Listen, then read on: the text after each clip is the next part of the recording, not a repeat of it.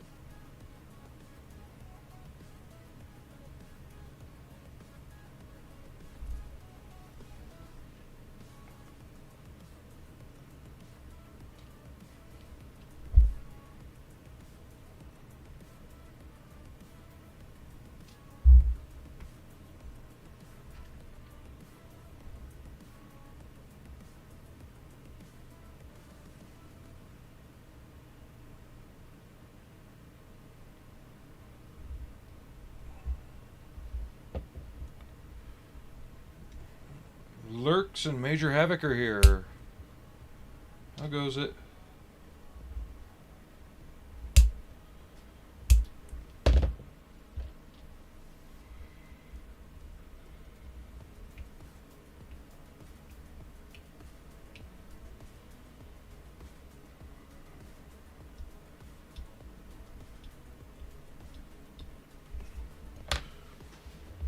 I could have sworn I had a sandpaper out.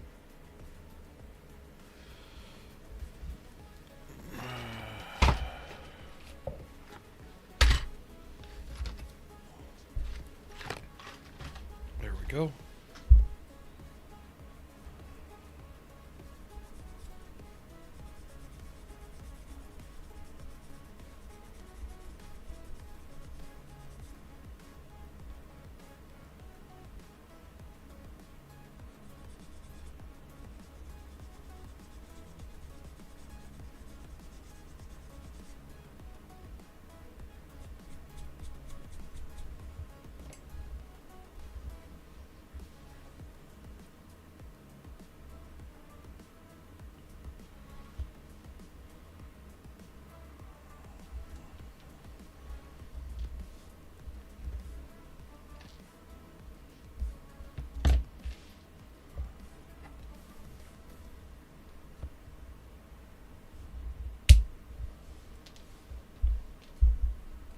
Using an ancient Verlinden British tank crew, because I'm too dumb to move the microphone, simply because they have basically the same equipment, and I didn't feel like buying a recast crew from Singapore.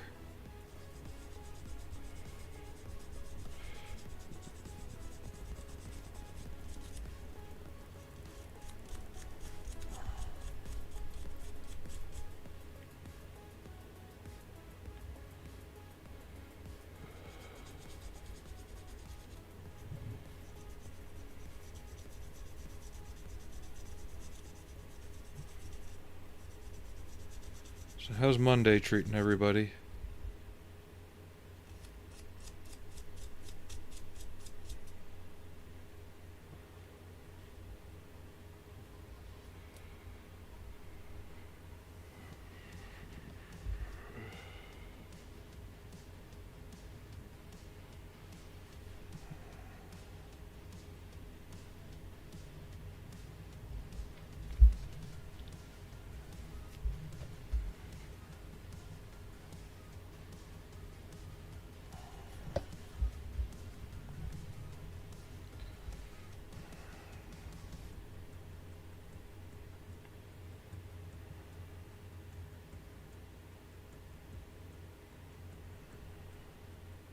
So this little fella's going to be tricky. I want to see if he'll fit through the hatch like this, or if I have to go through from underneath. If I have to go through from underneath, I'm going to have to put a length of sprue under him.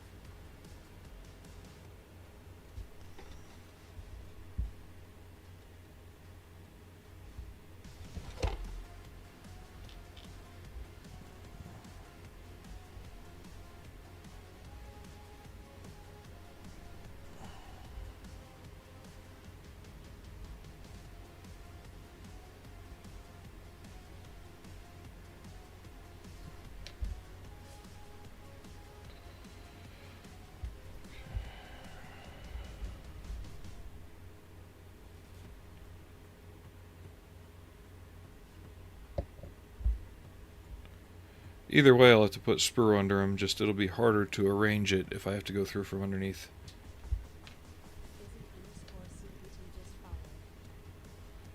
Thank you for the follow, Izzy.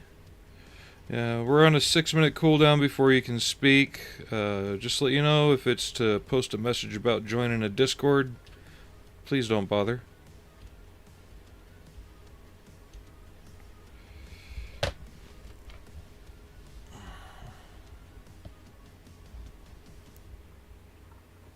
Okay, I'll have to come in from underneath. That won't be hard. Done it before.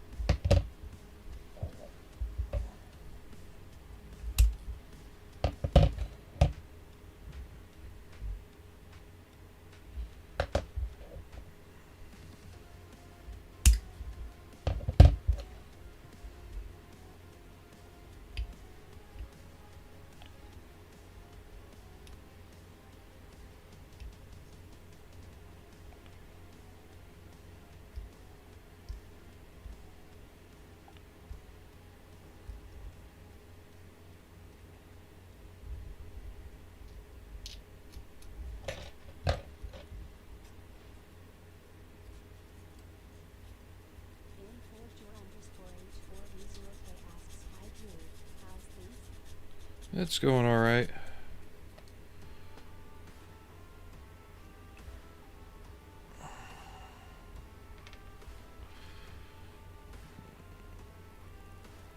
Yeah, day before, slept for almost 12 hours. Last night, didn't get any sleep. Felt like I was up every 30 minutes or so. Everything was on fire. Couldn't get comfortable. So, here I am. Part of me was almost thinking maybe I should have just stayed up all night last night and said, screw it. Got extremely exhausted today and just gone to bed early. Hi, Allie.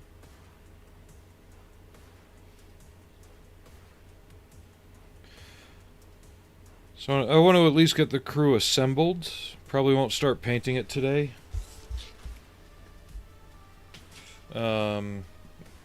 Then I can get the crew for the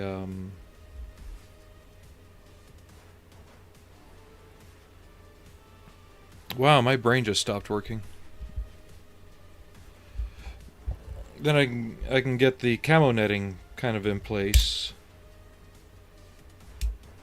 Then we'll work on the other kit.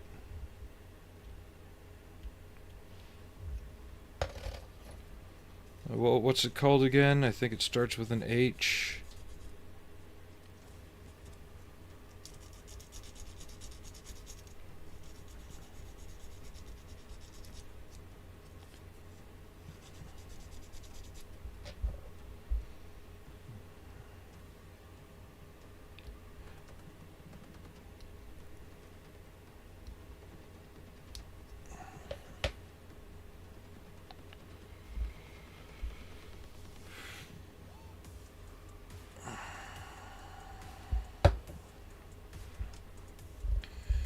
These old Verlinden figures are kind of rough, though, aren't they?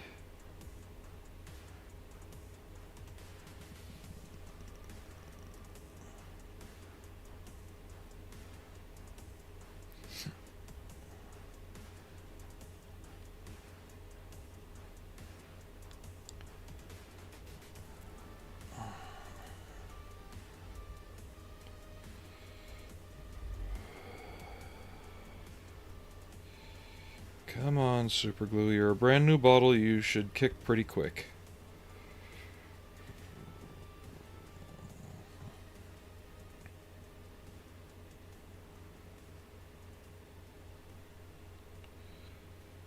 Of course not.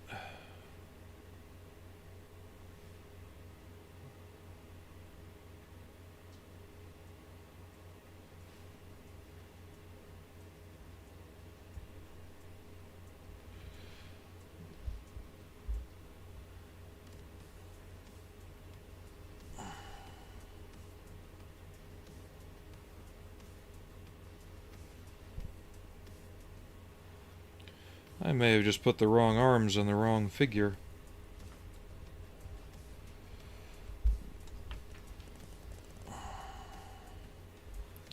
Which would explain a great many things.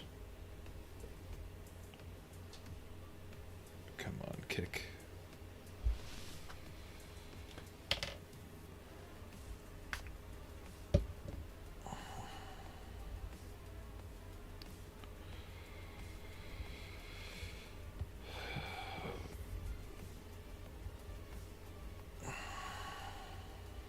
There we go. That's a little better.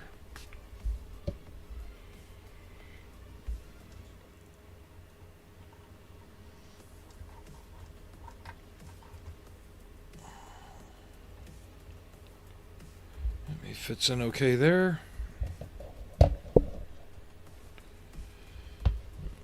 How'd your week start off, Major Havoc?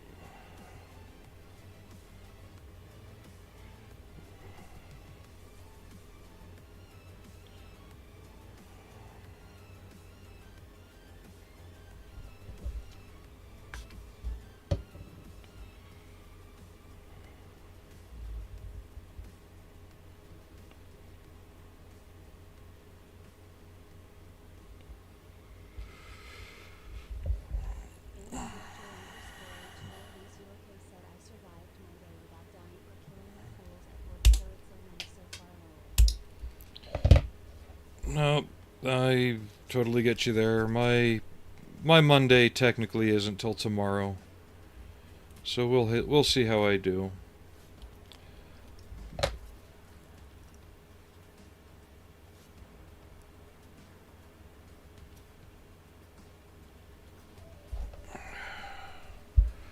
And I'll be doing 6 days straight, so.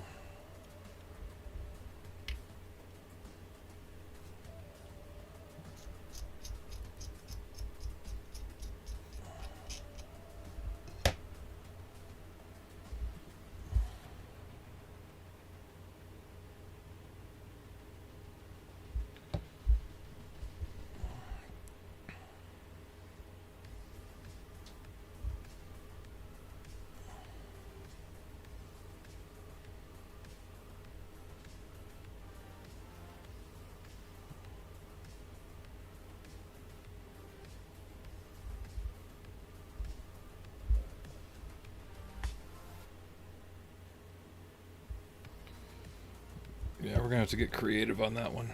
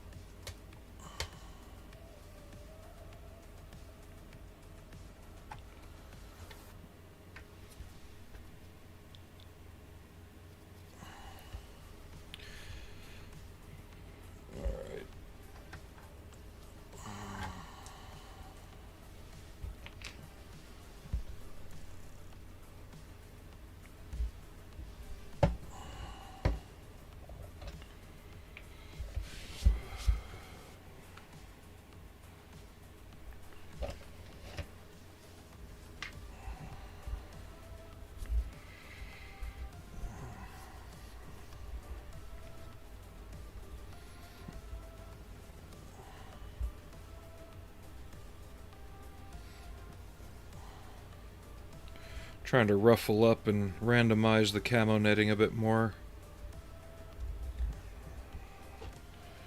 Throw that out.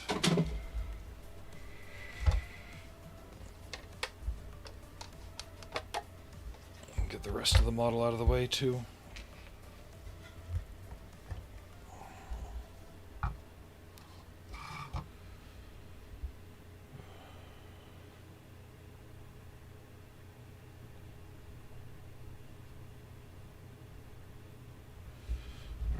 Pictures.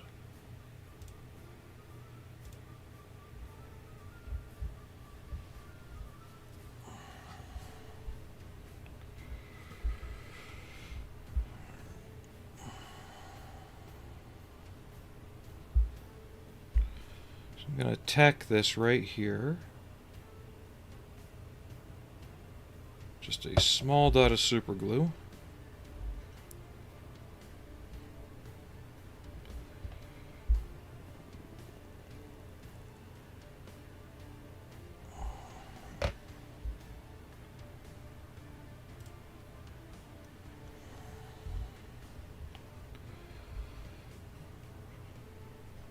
And we'll tack the other end. And then we'll kind of use different things to drape it more naturally.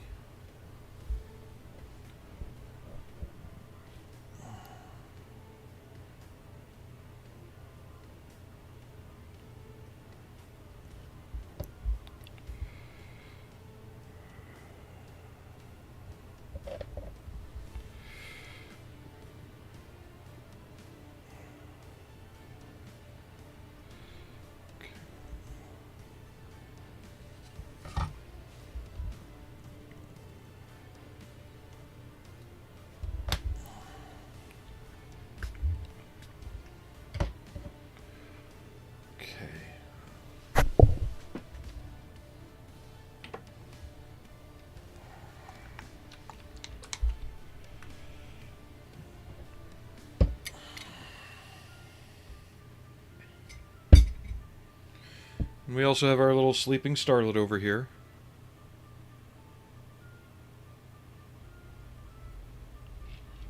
Big stretch. Hey Steven, how you doing?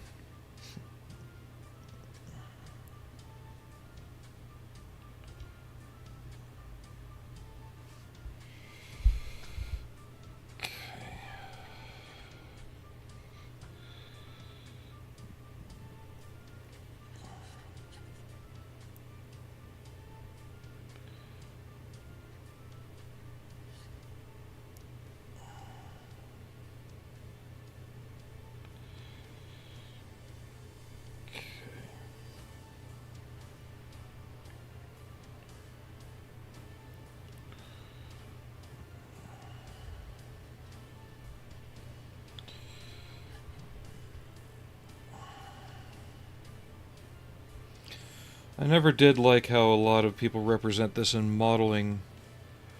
It seems too uniform.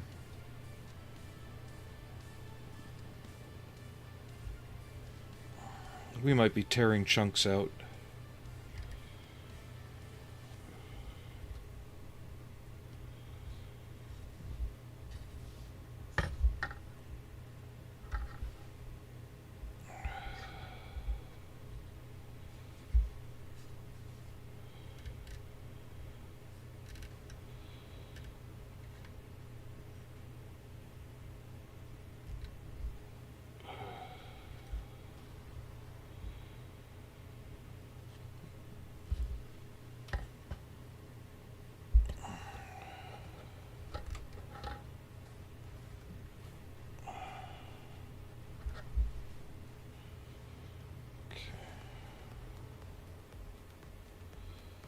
Feels better. I should probably tack it in the middle too.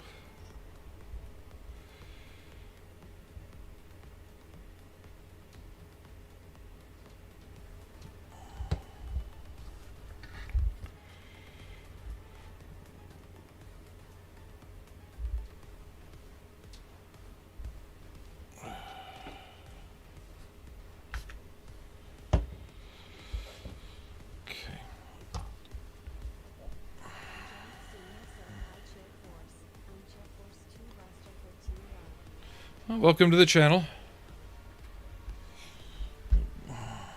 Allie, what are you doing? Yes, I know you're the star of the channel. I'm just here.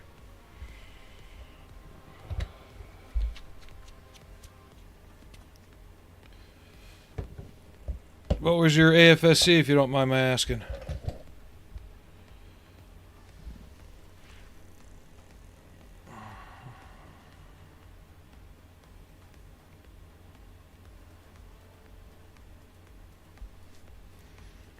I was 2W1.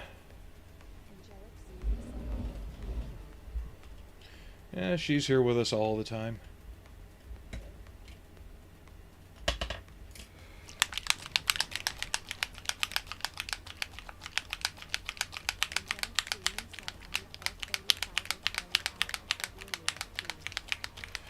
Well, there was somebody else in here not too long ago that was out in that neck of the woods.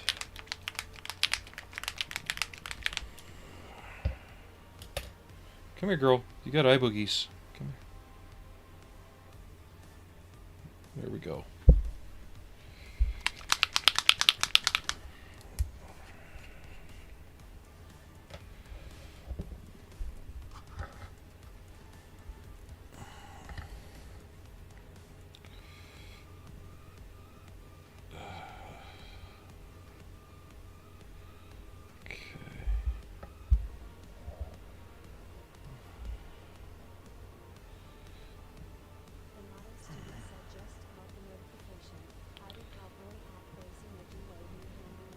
How you doing, model student?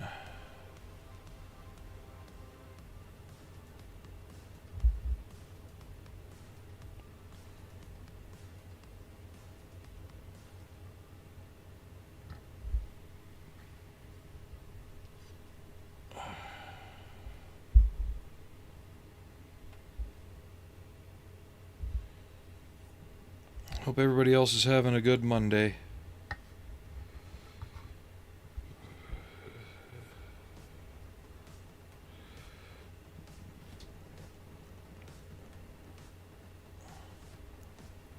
Oh wait, no, Eglin's other coast.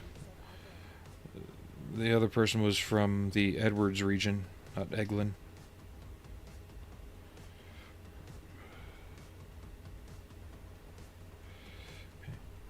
So whenever I'm doing camo netting and anything like this, it's slower, but I think it gives you more control and it allows it to feel a bit more natural.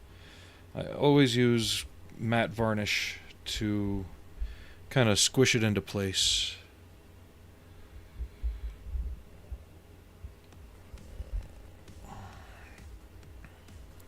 It is a bit more tedious, but like I said, I feel like it gives it a bit more of a natural feeling. Yeah, I just had to remember. it's been a long time since I've been home. I haven't been to Florida in 22 years. Oh, no. I was there for a funeral more recently, but I haven't been there on my own accord in a long time.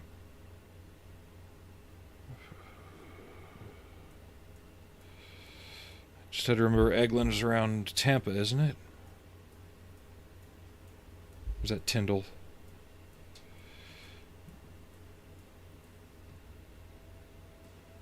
Pensacola's Navy. I forget if Homestead ever reopened after Andrew.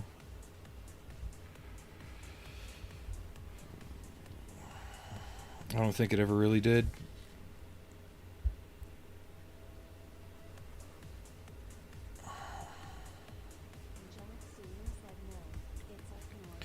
Okay. Yeah.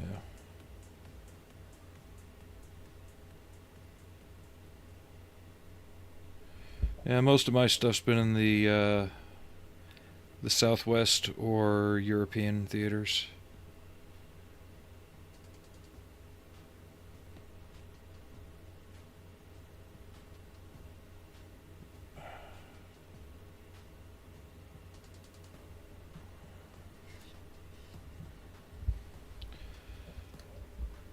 I forget who it was who wanted to see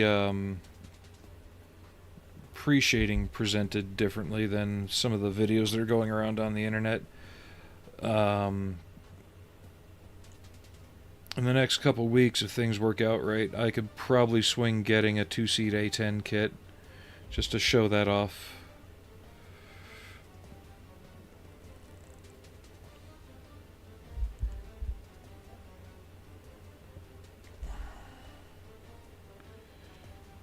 Unfortunately, saving money for the Humvee is a bit of a priority right now.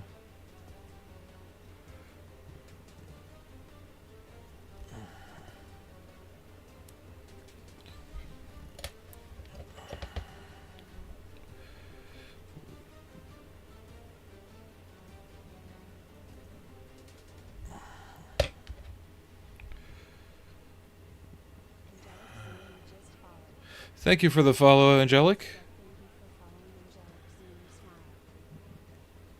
I do appreciate it.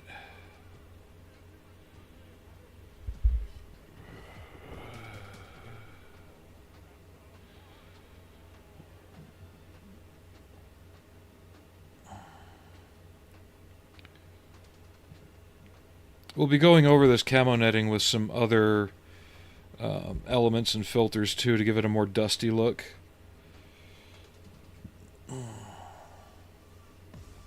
Because I don't know the treated rubber material they make this shit out of in real life. It attracts dust like you wouldn't believe, and it always smells like mold too.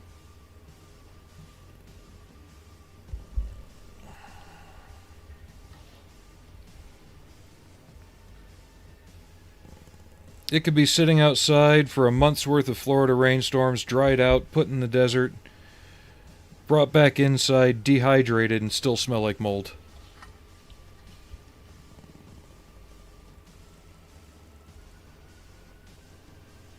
Yeah, that feels more natural. It's not perfectly even. A lot of times when people do camo netting in models, they do that and they call that good.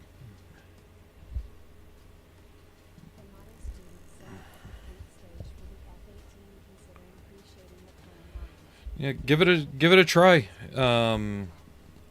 It'll take a little bit of patience, obviously. Be sure you dial in your airbrush and keep your paint consistency pretty good. Occasionally, you'll see how I stop and occasionally clean my needle when I do that. It's just to get any dried paint off the tip of the needle, which can affect the tightness of your spray pattern.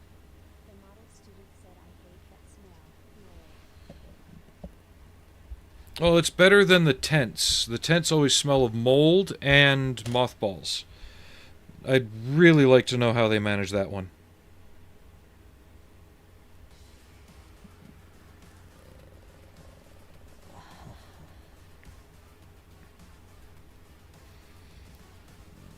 Okay, I gotta think of some things to stuff in these rear baskets before I start on that.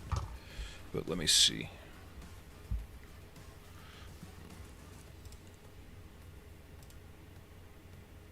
Okay.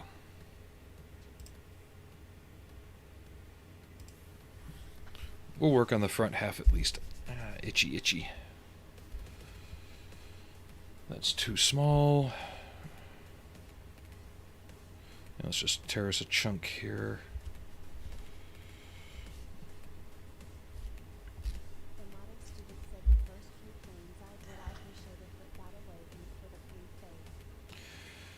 To me, though, you wind up wasting more. Like, I watched a bit more of that video where the guy does the A4.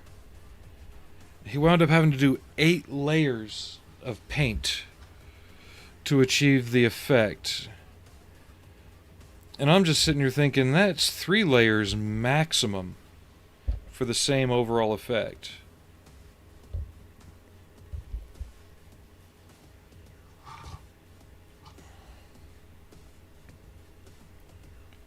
You okay, Allie? Big stretch. Oh, yeah. Good girl. Do you want a box top? Here, we're not working on the Humvee yet. Let me get you a box top. Here, let me get you a box top. Here you go. Come here. Here. There you go. Now she's happy. She has her box top. Yeah, we're going to get working on this a little more next. I want to make some sun visors and a couple other little details here and there.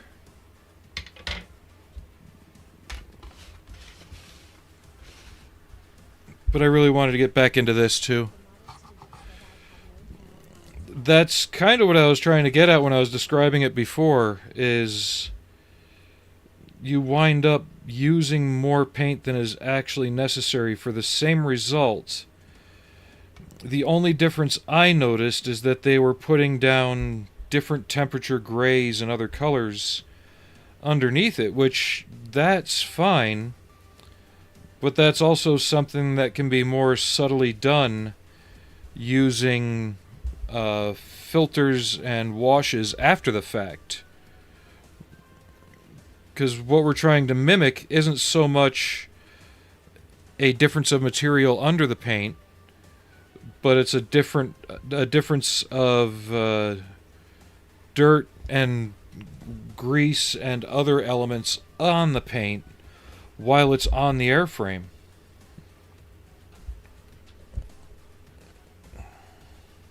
Kind of like back in the day when people really started painting F-22 and F-35 models, they're wanting to replicate this sheen they're seeing on them in pictures without understanding the base properties of the paint that they're looking at. And the paint isn't metallic. There's no silver or aluminum in it. And they're mixing metallic paints in with their gull grays and ghost grays. If the easiest way I can describe it, the next time you're at an air show, you're probably not going to get up close to the F-35, but you can get up close to the F-16 and the F-15. Look at their radomes. They're actually given a coating of the same radar transparent material, or a similar style of paint, put it that way, that the F-35 and the F-22 are painted in, at least from a modeler's perspective. But the way it works is you're trying to recreate a satin finish of a rubberized material. You're not painting a metallic sheen. And there's so many stupid arguments I'd seen on that. And it just turned into ridiculousness.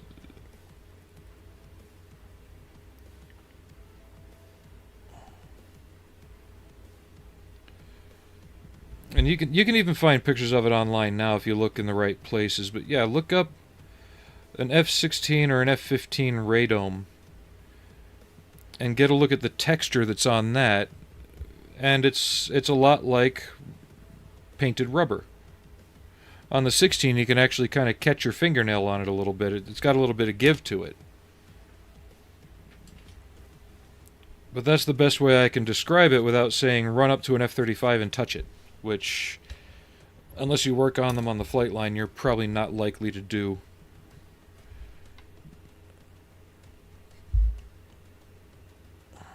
I gotta hold this while it kicks a little bit and sets up.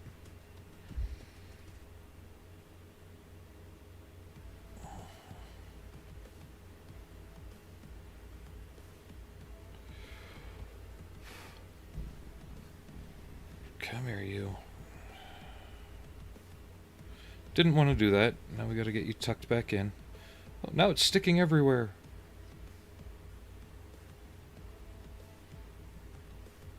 Don't get it in your mouth. Oh, wait.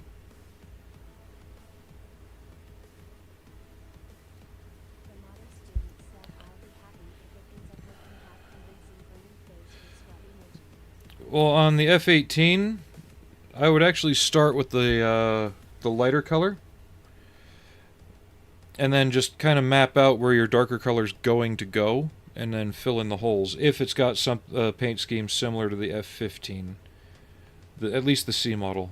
If I remember right, most of the F-18s were singular color, or at least top and bottom were two different colors.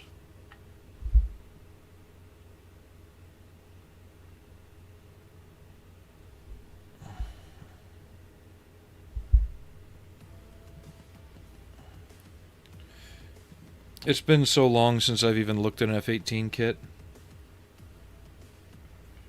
Come on, tuck in there.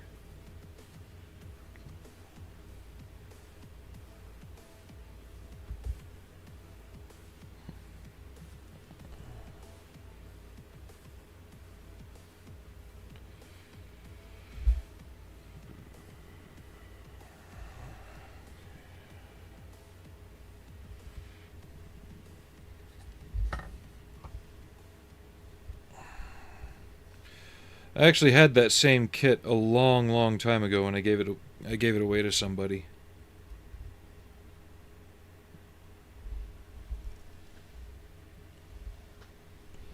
Part of me wanted to build it, but then I got to looking at it and I'm like, nah, I've lost interest. The main reason I got it is it was cheap and I worked at Michael's at the time, so I got it even cheaper.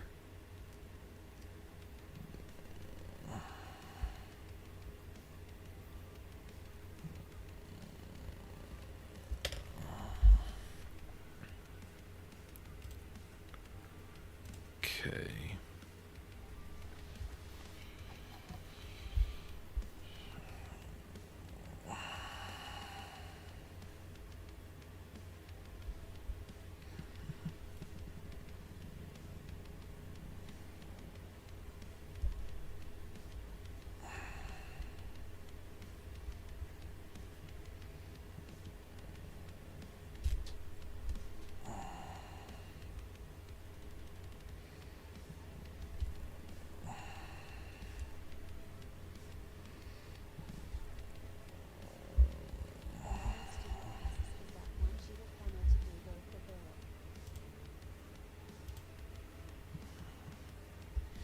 No, it's not even a quarter of a sheet. It's like, here's the full sheet. So yeah, it's like maybe a third of it. So yeah, it's just over a quarter. So, and I'm breaking it up because I'm not overdoing it. I'm trying to give more of the impression of it than the actual full-size piece that you'd need. Because that would be a bit stupid to try in this scale.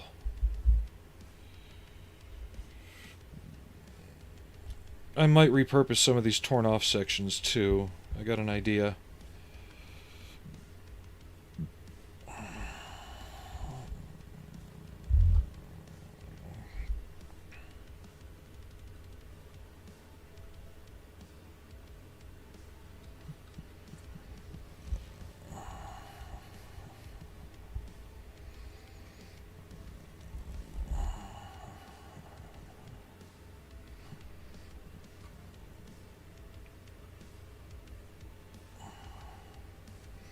But back on the thing about the paint, especially the F-35 and F-22, is most of the people doing the arguing were these armchair generals who'd never stepped foot on a flight line.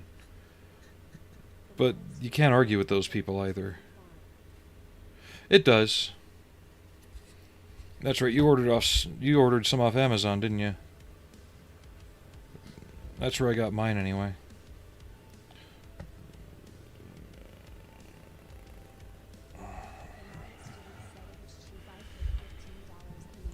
Yeah, it was 15 US.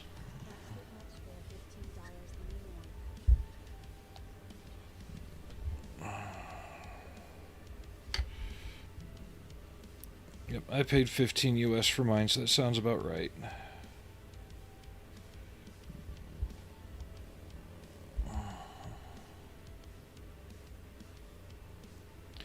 I don't want to cover the S4, but I'm going to, I think. I'll try and find a way to make it exposed. Maybe that way.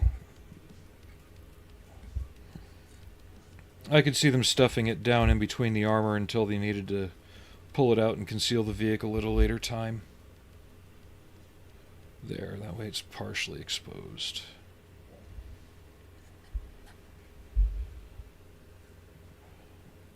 Yeah, just like that. What's up, George?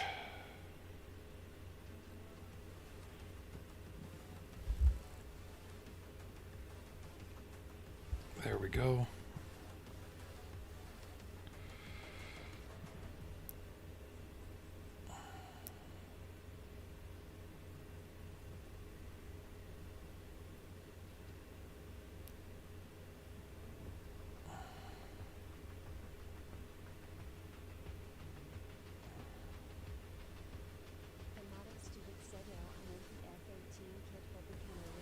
Oh. No, the F-18 kit when I bought it was like after employee discount. I want to say it was like $9. But we're talking $2009 here, not anything recent.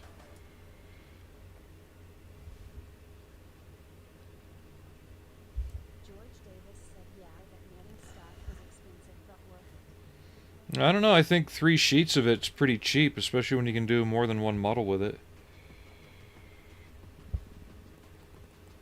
If you know how to tear it.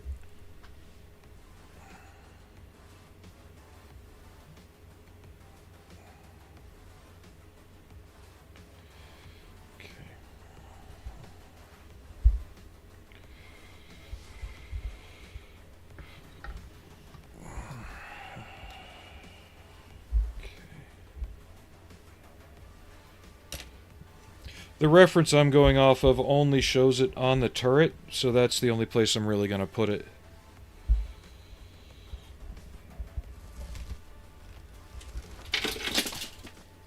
And there goes Blackout. Looks like I won't be finishing him.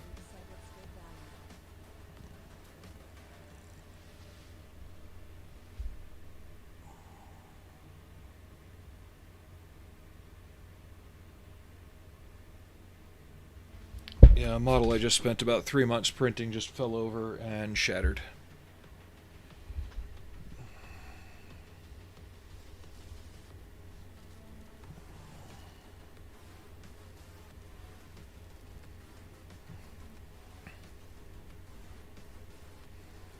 I'll pick it up later and evaluate it.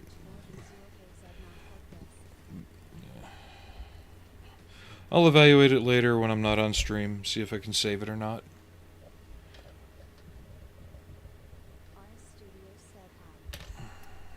Hey, Aries. Blackout.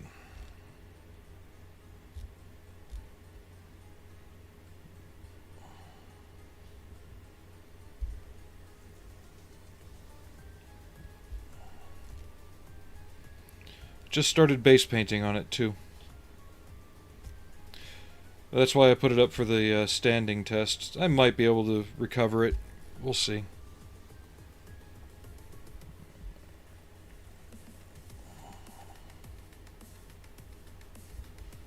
Allie, stay away.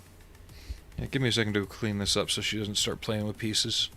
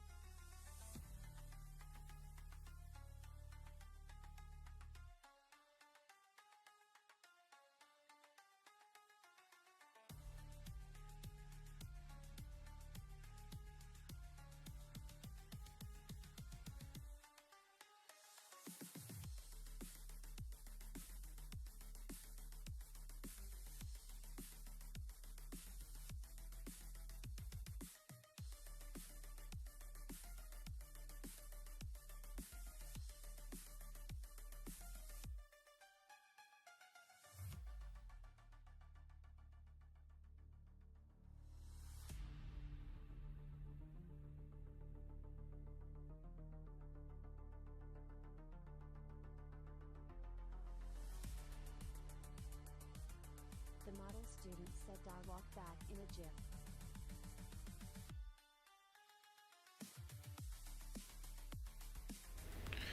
Yeah, I'll be able to repair it. Most of the egregious damage was when the hips failed. No big deal. It just won't be right now.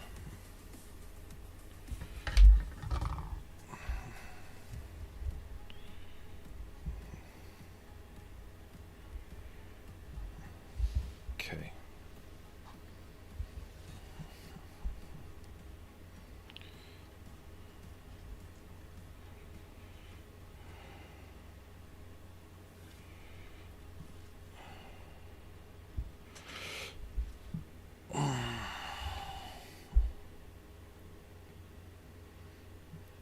Where it broke showed me that I can actually drill it and pin it to strengthen it.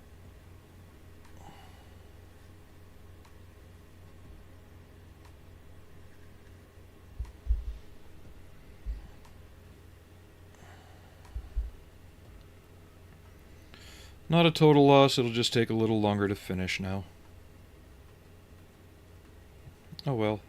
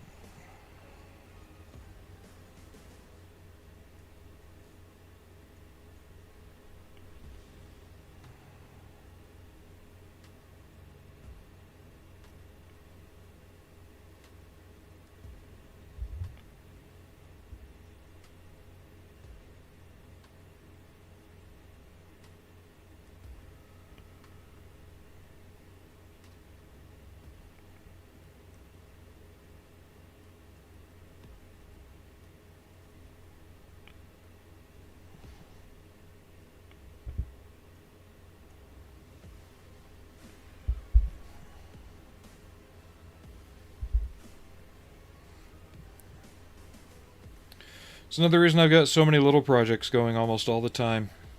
Because sometimes you just need to put one down for a little while.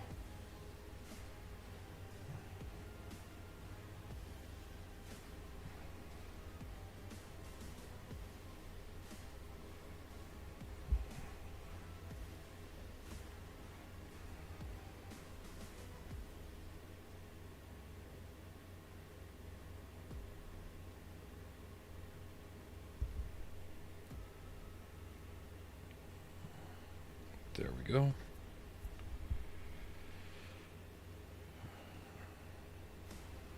Get you laying down.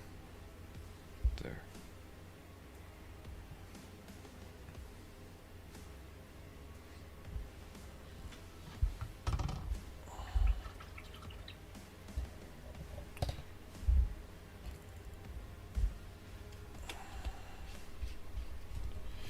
So I know the camo netting looks a bit monotone. I'm going to go back over it with... Where is it? A little bit of the desert dust and some of the oiled earth, because these saturate into it really well once it's dry. Try and perk it up a bit, make it look a bit less monotone. But I'm going to drag this brush across this and get some of these to stand up.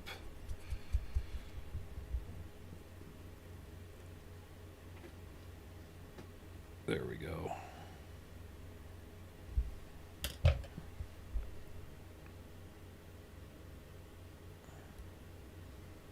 Especially now that they've got the flat coat in them, they'll stiffen and stay like that.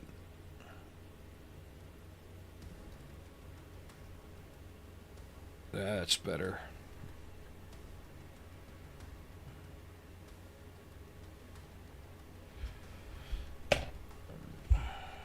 I want to put some sea rats, or whatever the Italian version will be. I'm going to throw some cardboard boxes, maybe a couple oil cans in here. Just give me 1 second to go find them. Maybe I've got what I need in here.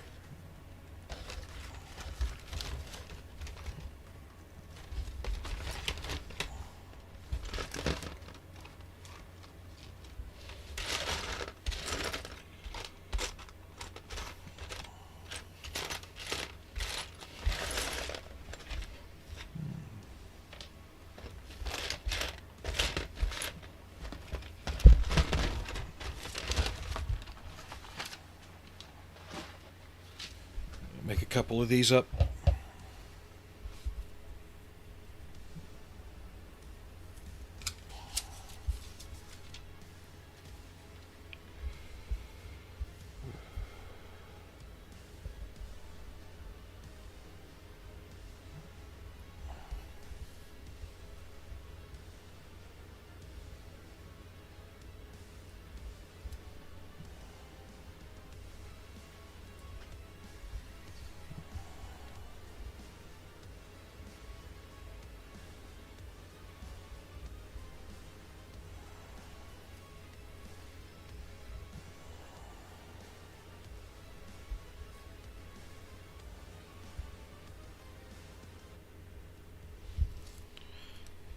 So what's everybody else working on lately?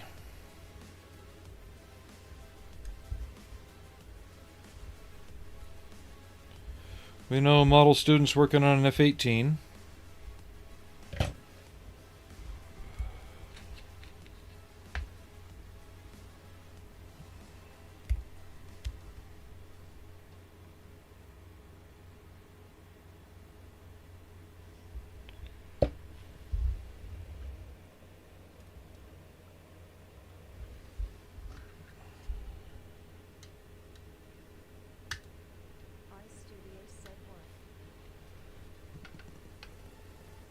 Duh.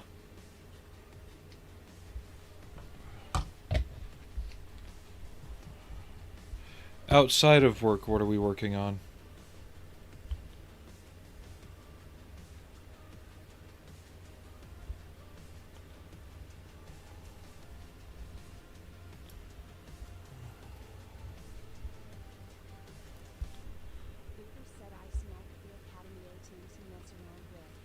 Very nice. I've been eyeballing the Hobby Boss A10 NAW, the two-seater.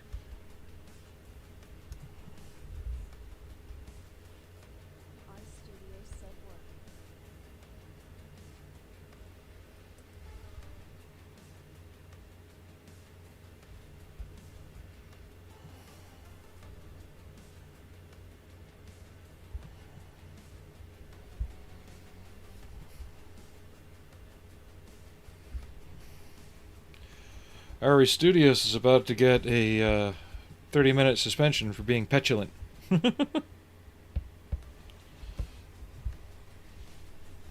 Kidding, by the way.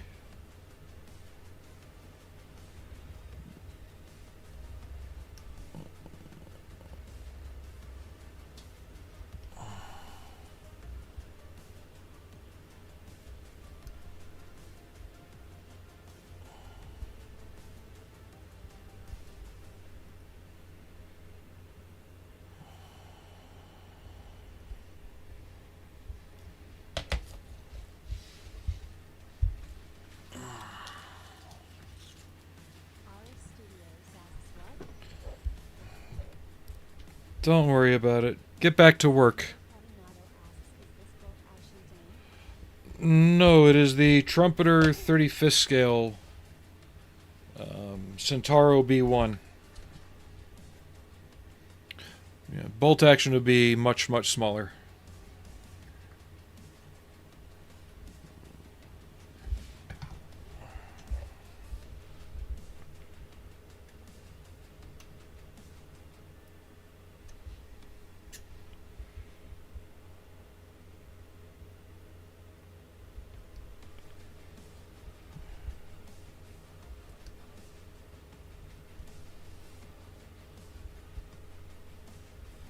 Trying to not let the shakes get the better of me on this. Come on.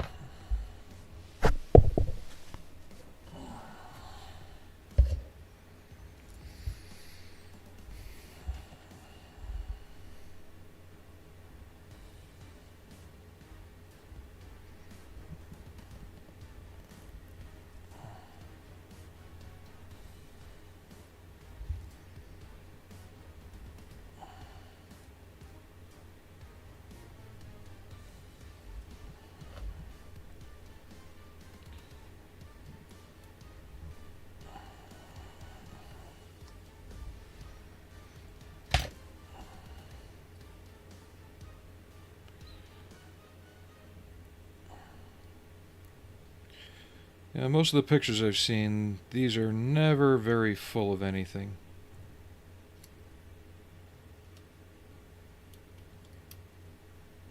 So we might just do 2 boxes. Yeah, I don't know.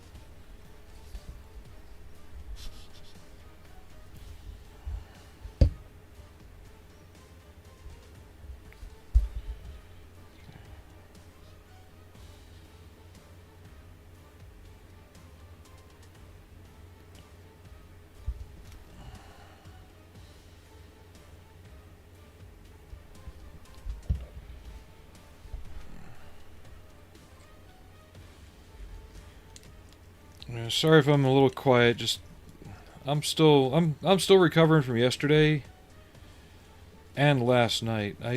Oof.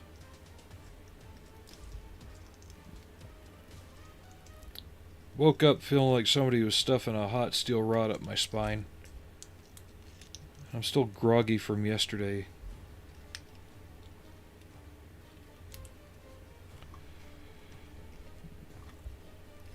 Alright, come on, you.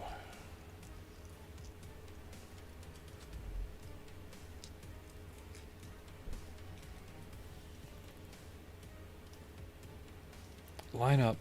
There we go.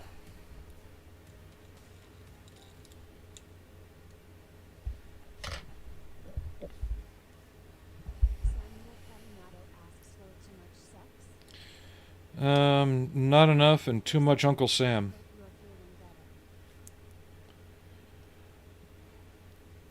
Well, we went from a radically strong low pressure system to a strong high pressure system now. So it's basically my spine compressing.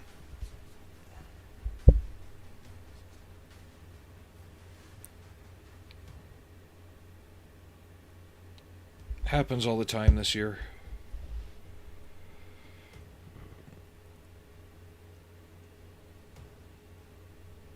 I need to move to a place with lower altitude.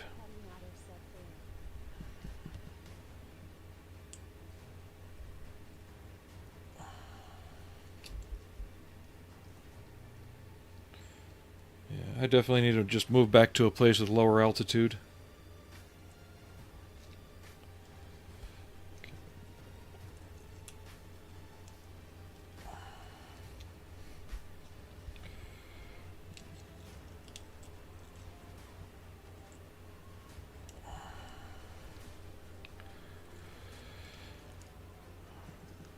Alright, note to self, once I'm done making these 2 boxes, throw away the rest of this sheet.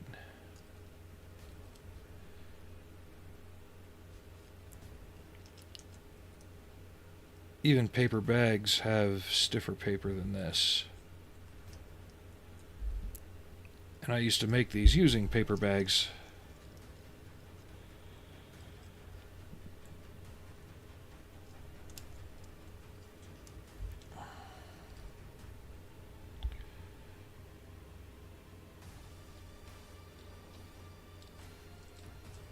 Oh, come on. I can't even fight my way out of a wet paper box today. What the hell is this?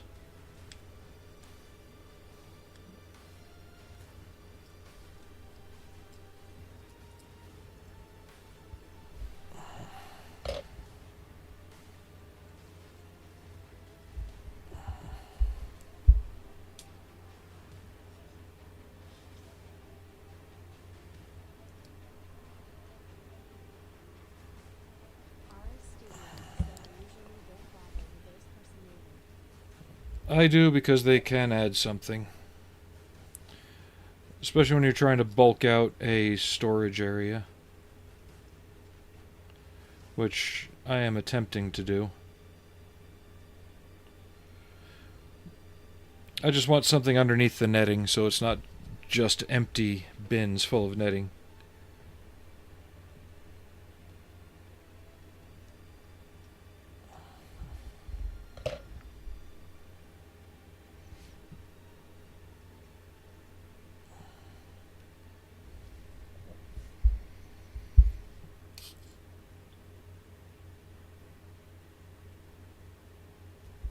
Not that there's much room in these things to store much of anything anyway. We'll see.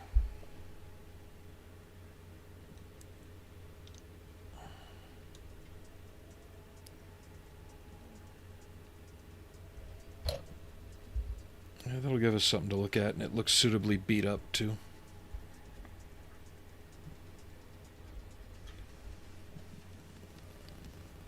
That's not even doing what I want it to do.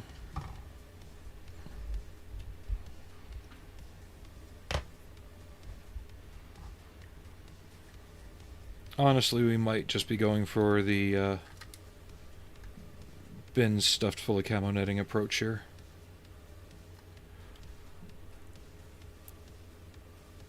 Yeah, no wonder you never see these things with anything in them. The bins themselves are too small to hold anything.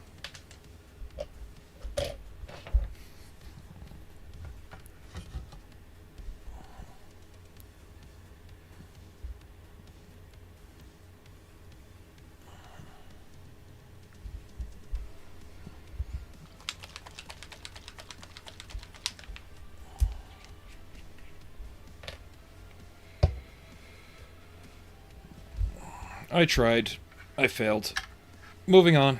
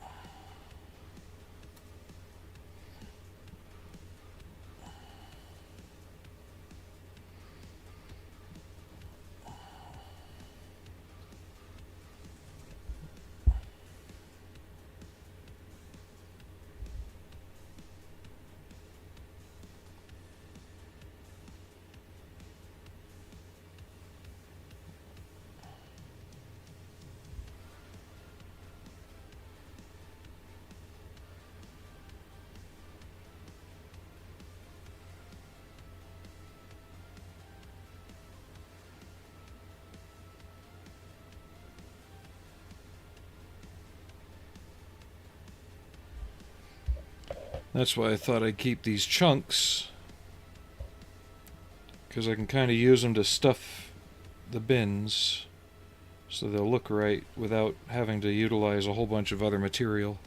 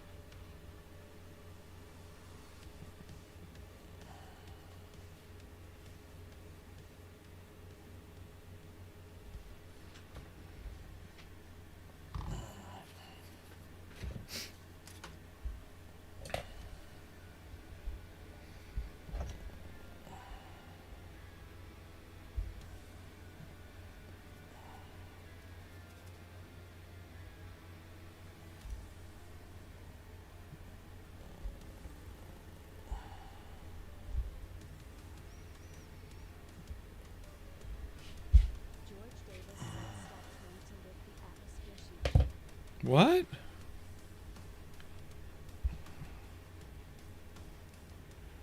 Am I being that depressing again? I'm sorry.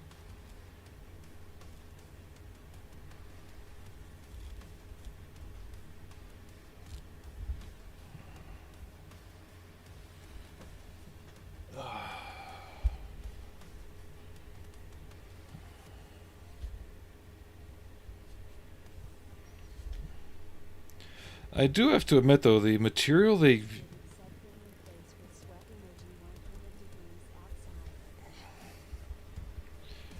How in the hell is it 100 where you are, yet it was 46 when I woke up here?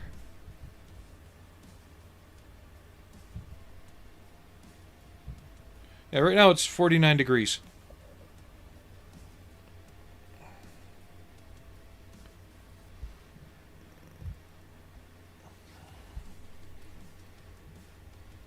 Or are you just saying it feels like 100 degrees?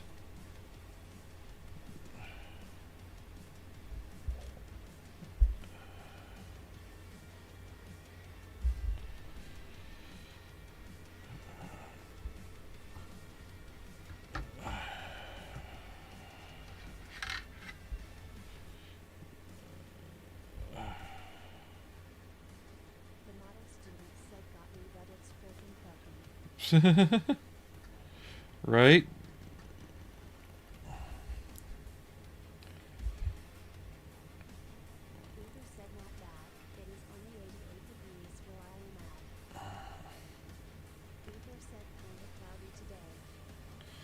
Oh, it's clear as a bell here, but we just had a massive winter storm front come through.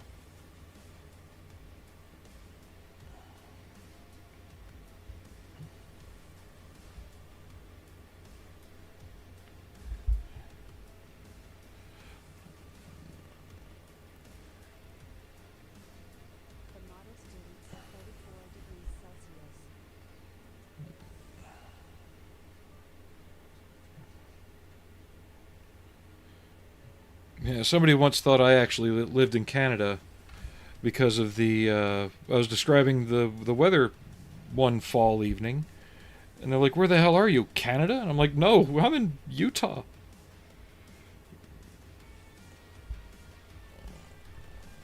They don't lie, the desert does not hold heat.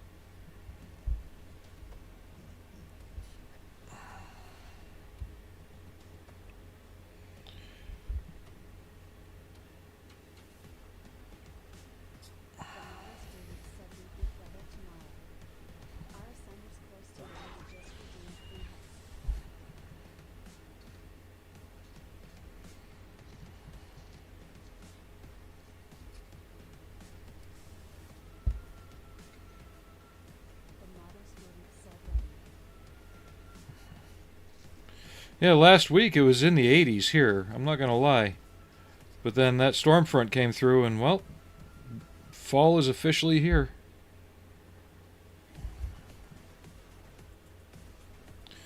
Yeah, not exactly the way I envisioned this going, but it works.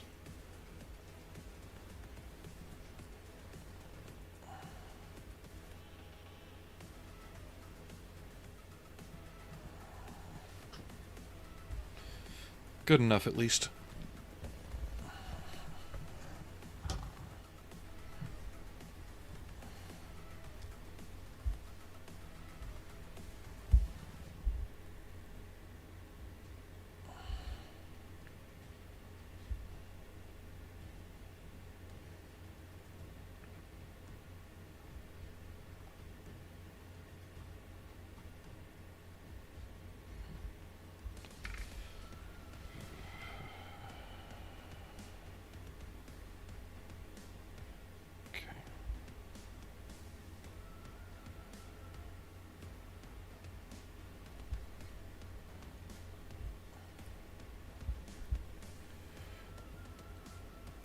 like I said, this stuff will kind of act like a...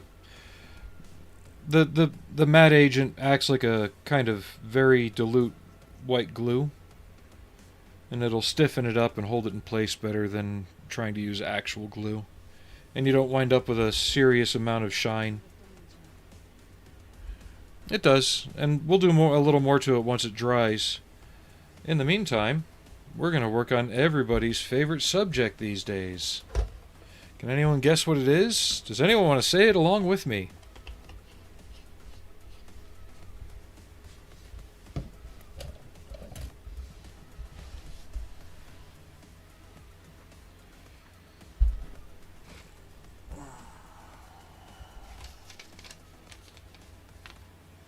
I guess not. We're going to work on a Humvee. Gonna make some... yeah, this will work. Sunshades for it. And probably start working on... the suspension, get that together. Which tank?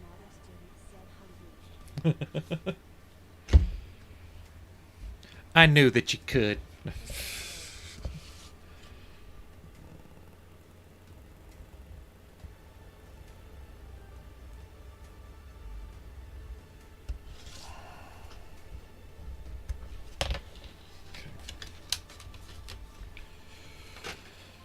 Alrighty, so these have an odd design to them.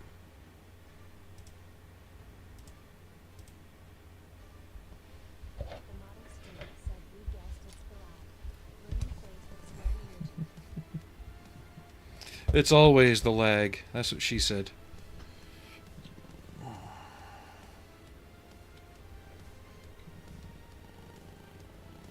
Alright, that's how wide the window is.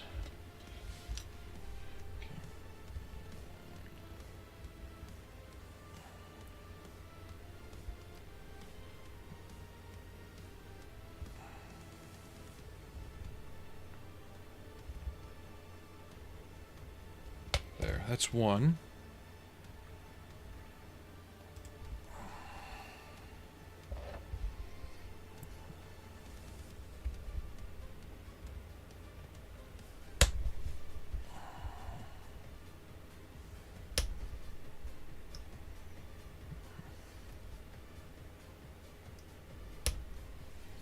Now, I'm not going to go through and make like the frame and everything that holds it to the windshield frame.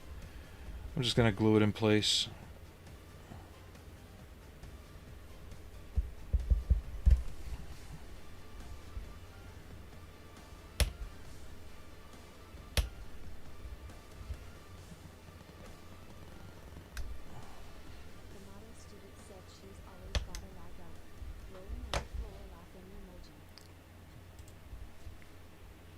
Oh, jeez. Oh, better a lag up than a leg up, right?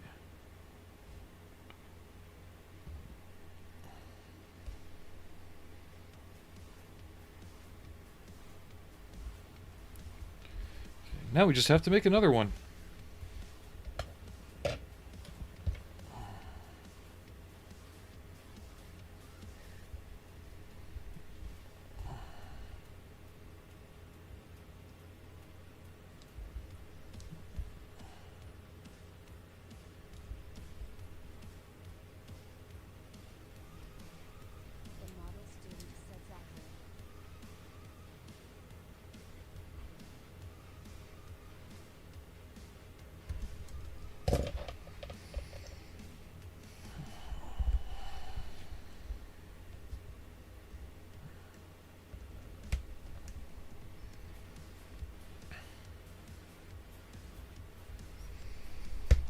And depending on how you look at it, we're almost a quarter of the way saved up.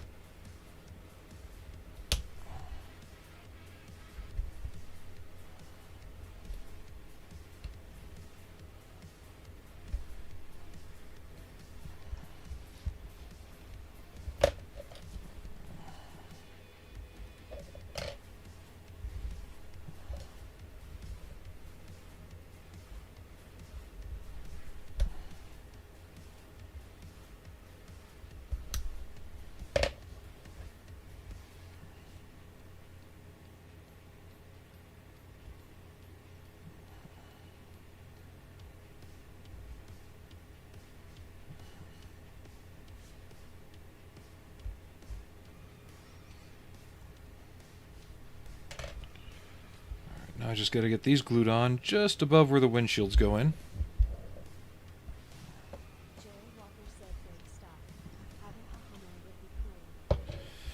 Well, that's the plan. Slowly but surely working towards it.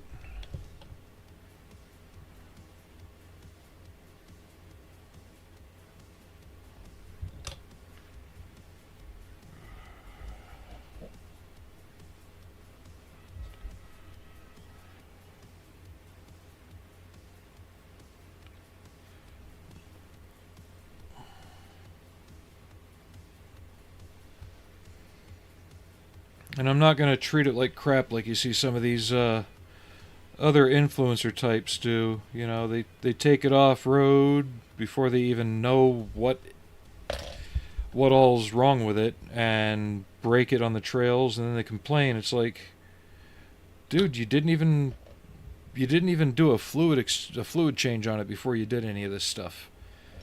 Doing that alone can tell you the health of some systems.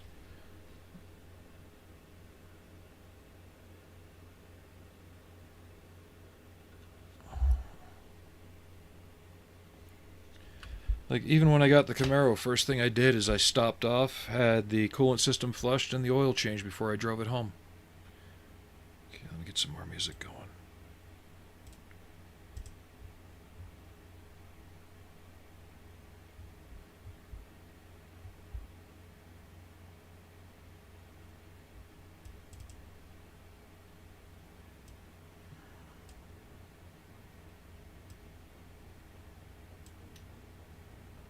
Why do I feel like this is the one I just started with? No, it isn't. Okay.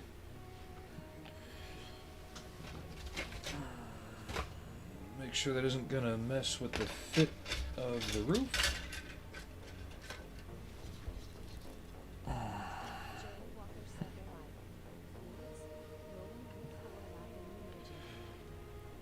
Or even just being in such a rush that... well, I can't remember the name of the channel. If you've seen the videos, you'll know exactly who I'm talking about. But he goes up into the mountains and does some climbing with it, and some, like, literal rock crawling, which, yes, they're capable of, but no, you really shouldn't do it. Yeah, those fit perfectly. But he disconnected one of the hydraulic lines that I believe helps control the fan clutch speed. And through his own stupidity, it flapped free, hit the fan, broke some blades, and then smacked into the radiator, thus putting a hole in it.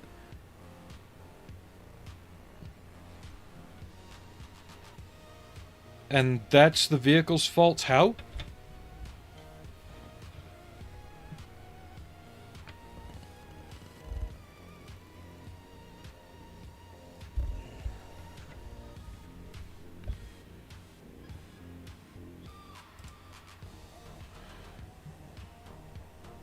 If I'm going this far, I should put the tack on the window frame.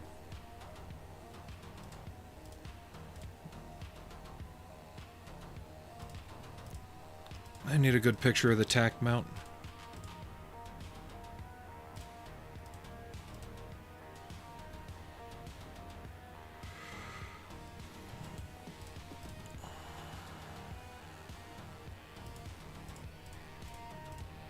I know I have one.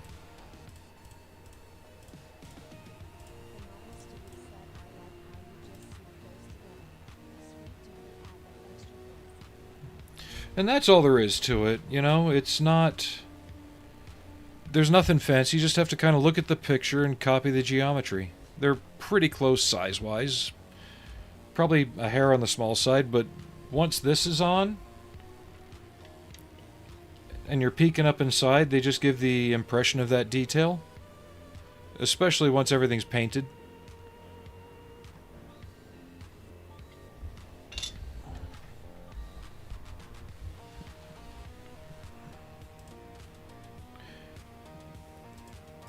And I didn't need to spend 5 hours 3D modeling it to print it.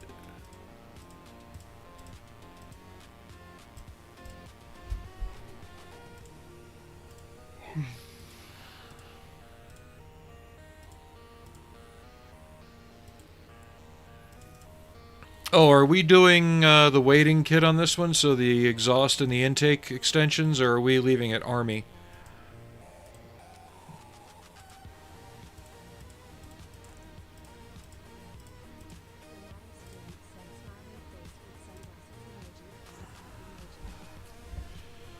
I think we're going to do weighting kit, because I don't have one with weighting kit yet.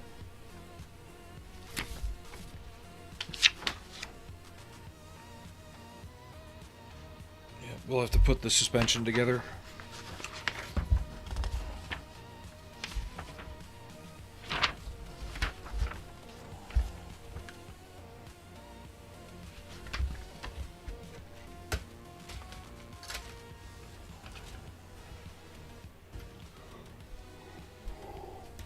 Oh, excuse me.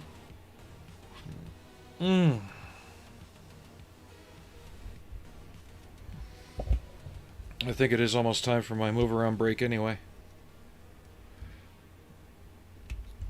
Now the 1151 kit did come with a couple of little details that I snagged. It had extra side view mirrors for the updated look, and probably some other little details here and there. There's the driver's seat.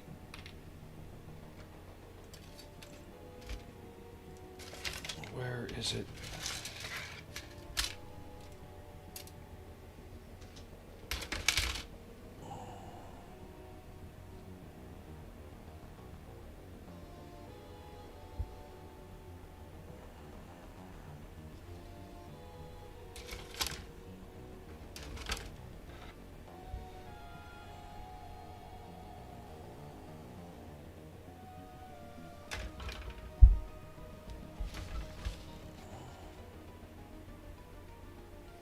Which sprue is A? Oh, there it is. Duh. Anyway.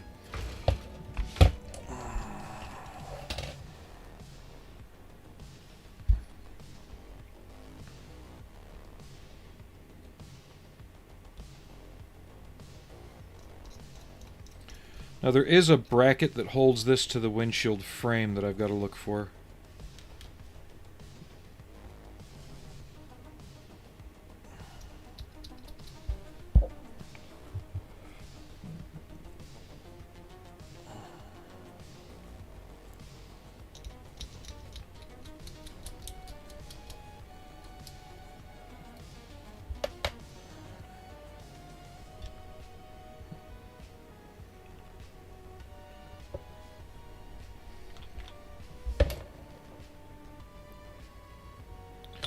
But before I glue that on, right on the very top of the air cleaner intake dome, there's a sink mark.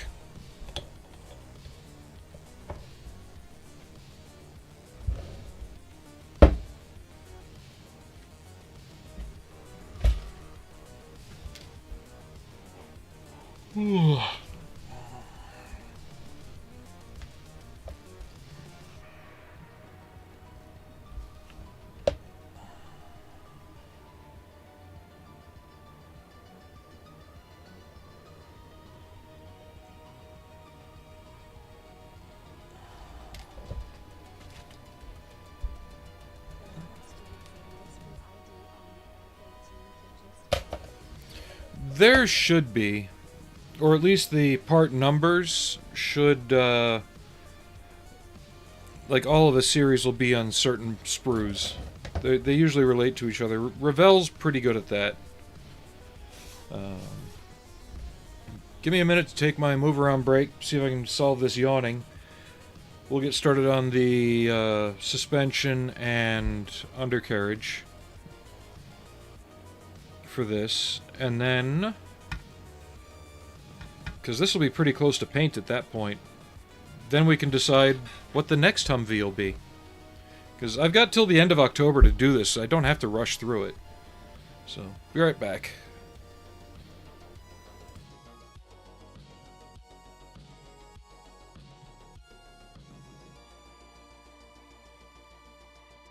The model student said it wasn't too bad. Lol.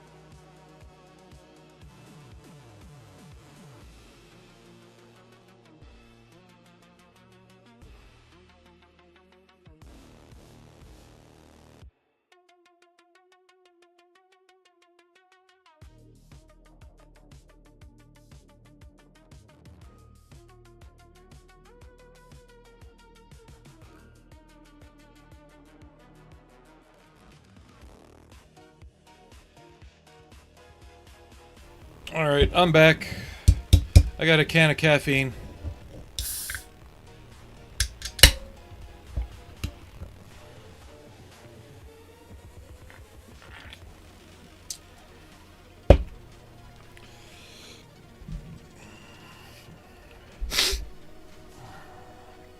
And I forgot to put the mesh on.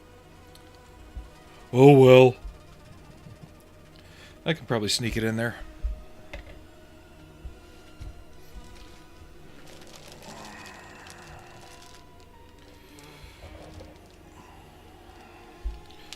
So, other Humvee options at this time are the ambulance version, also by Academy, the so-called Stinger version by Italeri, which is essentially this without that, and a kind of made-up Stinger launcher in the back. Then we also have... what other options do we have? Let's go look.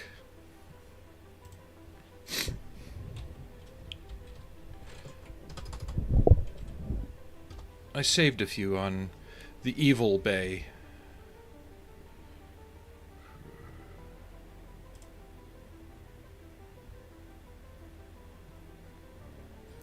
So yeah, we got the ambulance one that we could do. They're still kind of cheap. The Stinger one, we could do another 4-door soft top, but either do the top off completely, showing just the roof frame and all that fun stuff.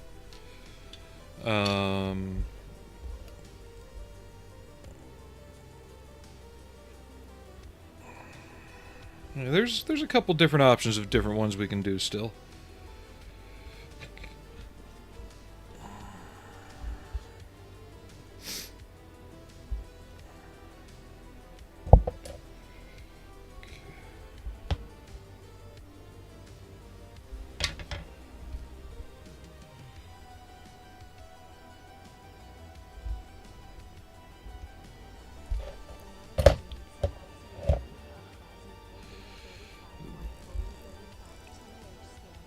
It is nice, but it's also pricey. And it's been reboxed by Revell. Because they do one like this without any of the canvas, and then they do another regular one without any canvas, the 4-door one. It does have the benefit of having more of an engine block, but it still doesn't have the engine. It's got the lower part of the block, but none of the upper overhead parts.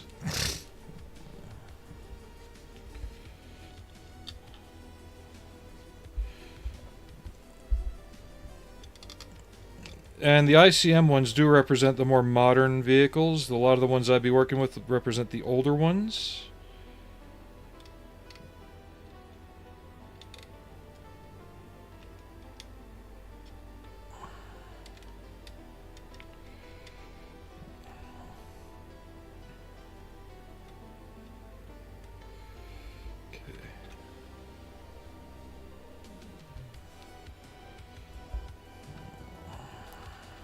I think I have them on my Amazon wish list as well. Because I'm trying to do this within a price point so it doesn't cause me to have to spend essential Humvee monies.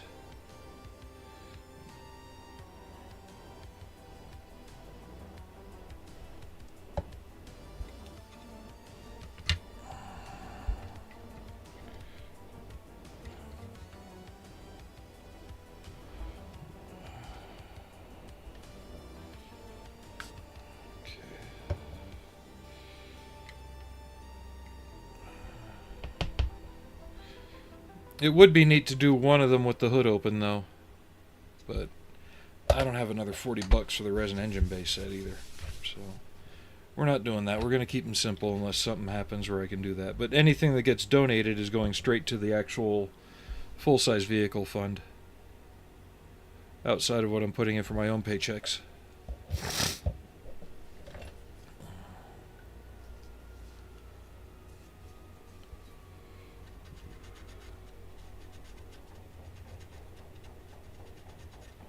Like I keep telling everybody else, this is a dream 40 years in the coming.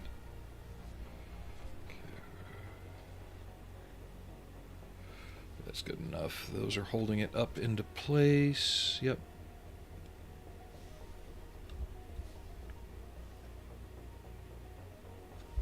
Cool.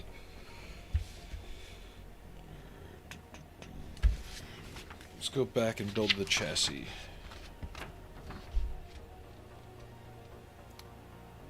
It looks like... Is the stream showing fine for you guys? Because it looks like Caster Labs may have just had a stroke.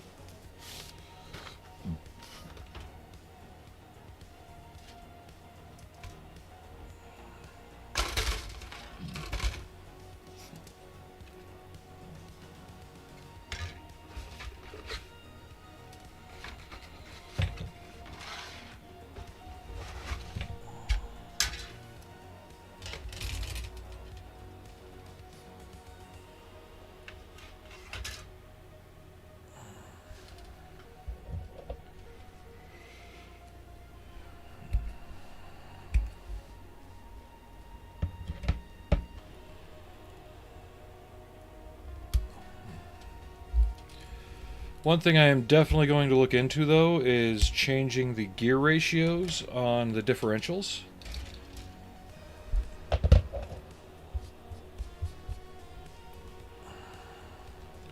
Just to get a better highway speed out of it. Well, that depends on which one I get. If I get the one with the overdrive, I won't worry about it too much. But if I get an older one, then yeah, I gotta look at changing those diffs out.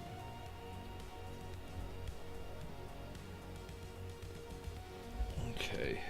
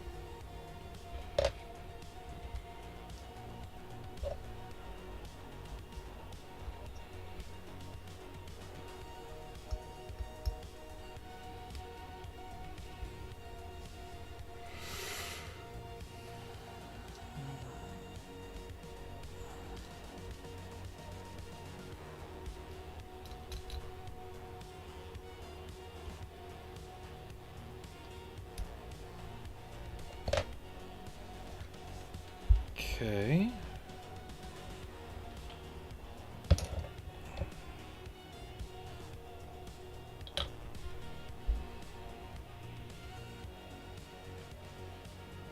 Is everything still connected? I can't tell. I'm not losing any frames. I just noticed that Caster Labs just reset everybody is all.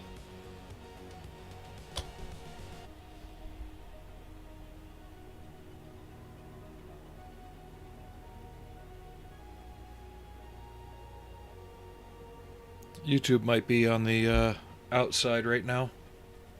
Let me see.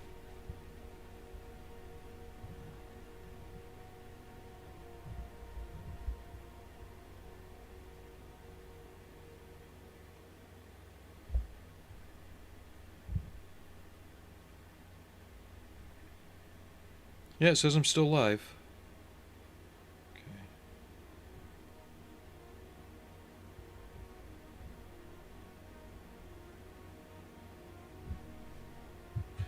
And if the 2 people are subbed are still on the YouTube side, thank you for the subs.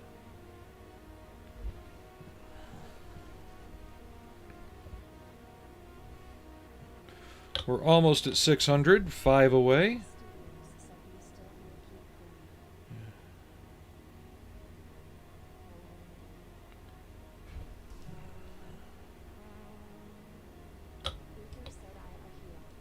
You are here.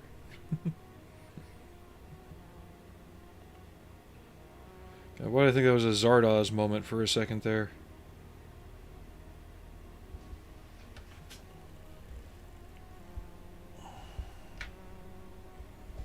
C12, C11.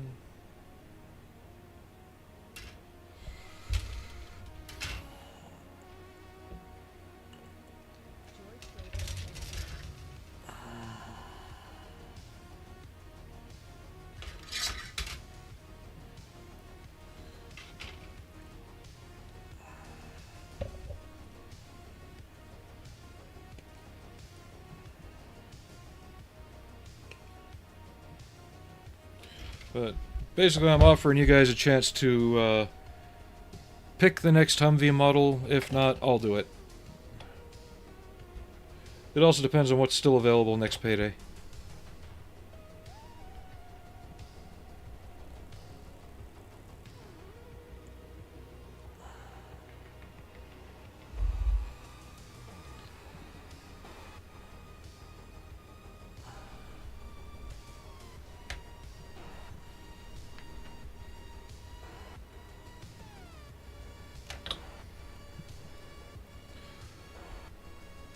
What's cool though is, say I get one of the, say I get a 2-door one like this. Somebody locally is selling the shelter unit that fits in here for $800, which you could fit out to be like an RV kind of interior.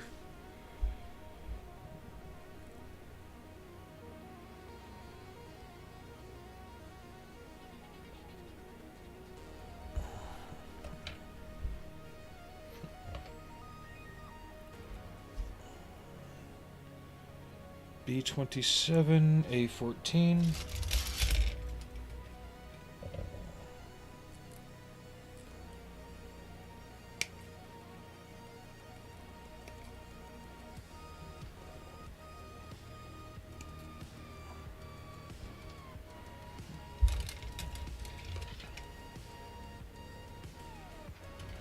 Where are my diff covers?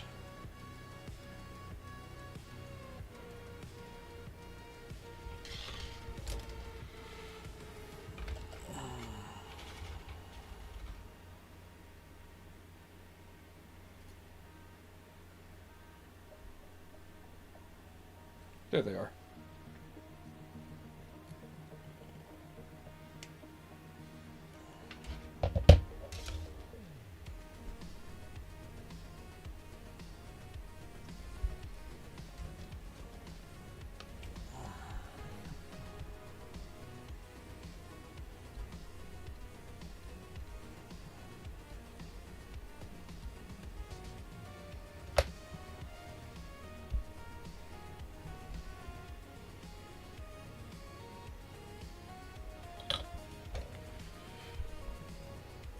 I just have to remember when I get the Humvee, find somebody who can do brass laser engraving, and have a small plate made with all the people who helped me get it, and mount that inside it.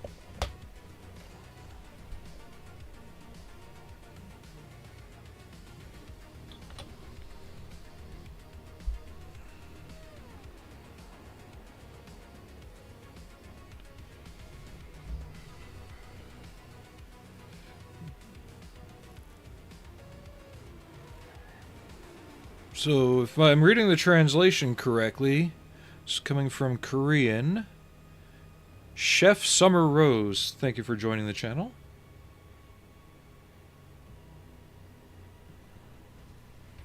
At least that's what the translation says.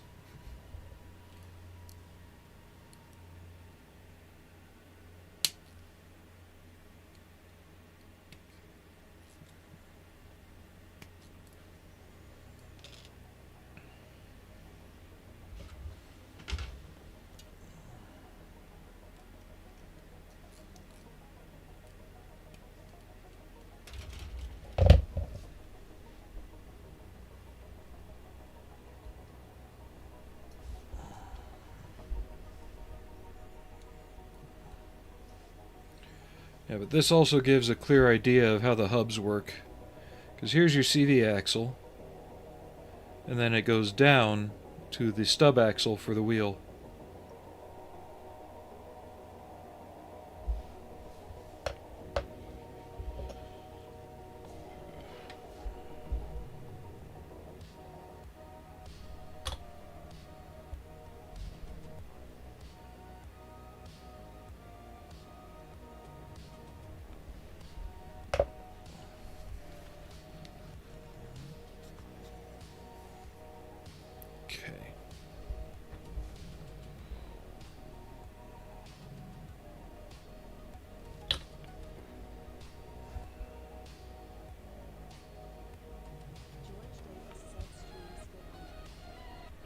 That's good. I figured it was just every time that Caster Labs resets, I get a bit, because it's caused big problems before. B29, Charlie 13.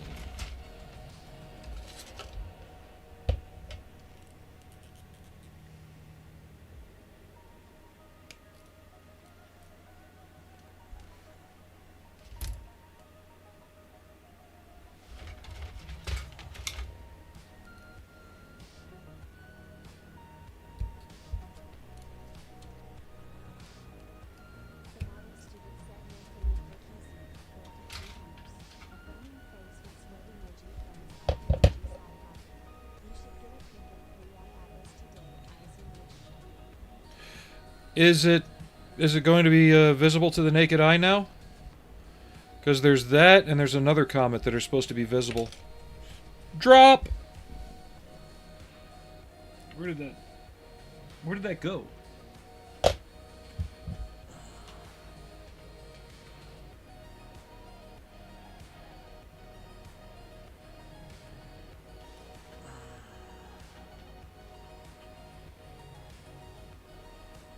I dropped the tan part onto the shag carpet.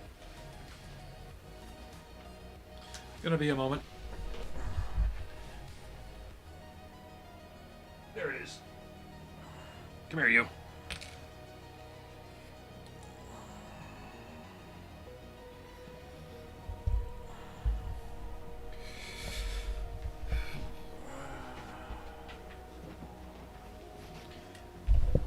I know Atlas has been close enough that you could see it with good binoculars or even an amateur level telescope.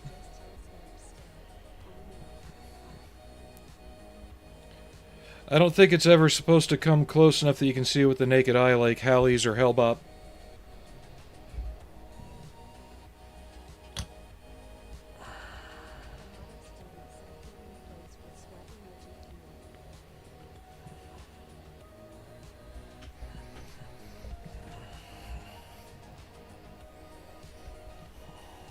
Okay, B21.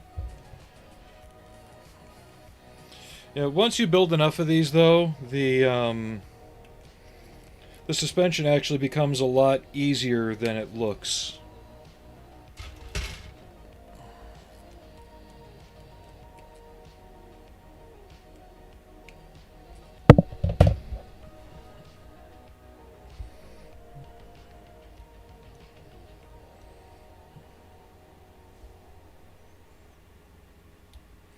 The only one I won't recommend is the old SE kit, unless you're going to build a prototype one. Because once I get this glued in, I'll explain. There was a prototype Humvee that looked a lot like the production one, except the curvature of the hood was different.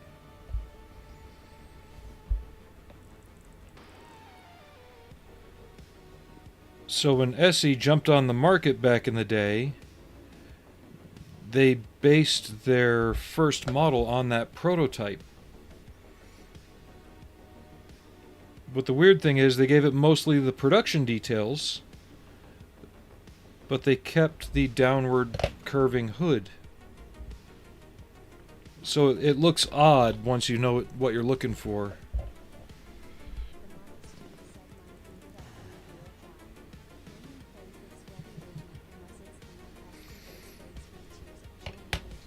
Well, maybe it's time you get another one. Build one along with me. There's tons of the so-called commando versions out there, which is actually the command version. Should have waited on that. There we go.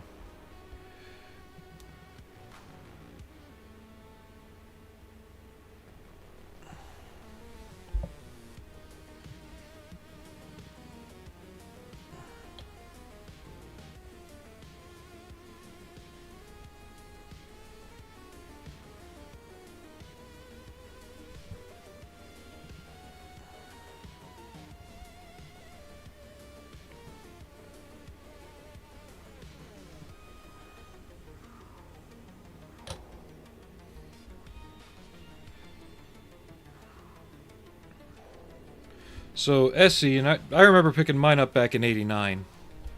But you see how the hood has a slight curve to it, right? But it's essentially, I call this flat.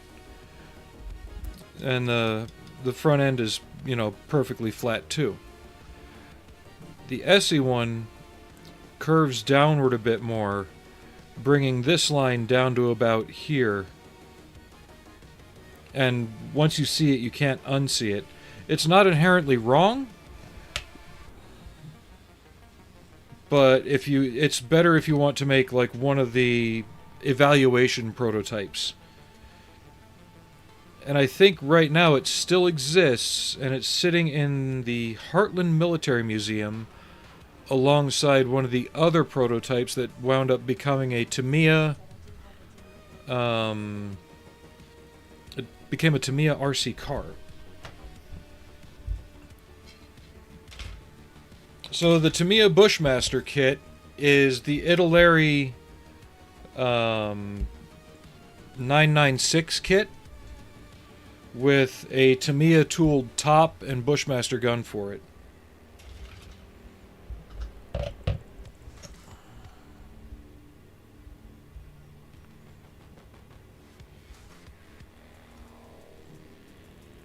The only thing I'd suggest adding to it would be maybe a set of DEF or AEF Designs model tires.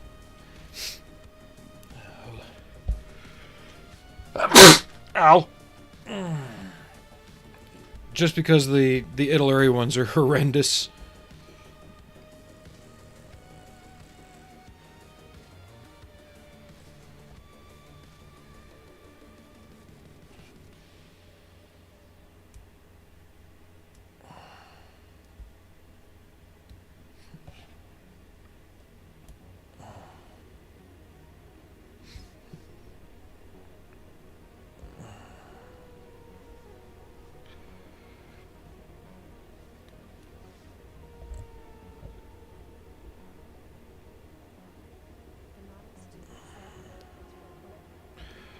You can get them on eBay for about $30 a set. I got an example of each one's to show you.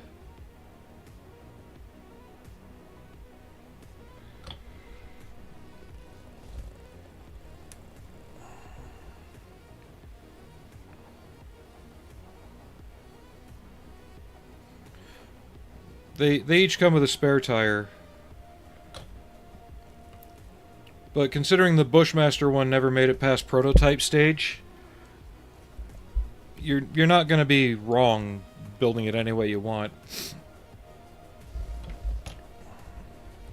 I've got pictures of it wearing either an all black, or not all black, all green scheme, or they painted it up in NATO 3 color.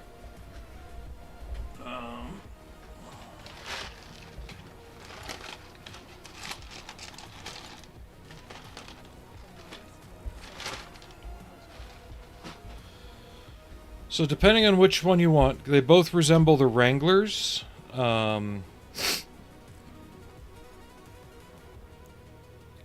think the AEF ones are better. I think it was AEF because they got the slightly rounded profile on the tread side, and they have all of the text and branding on the outside. This is just one of the spares from the kit. Whereas the other set is slightly smaller in diameter and a little too square, and the tread's a bit too small.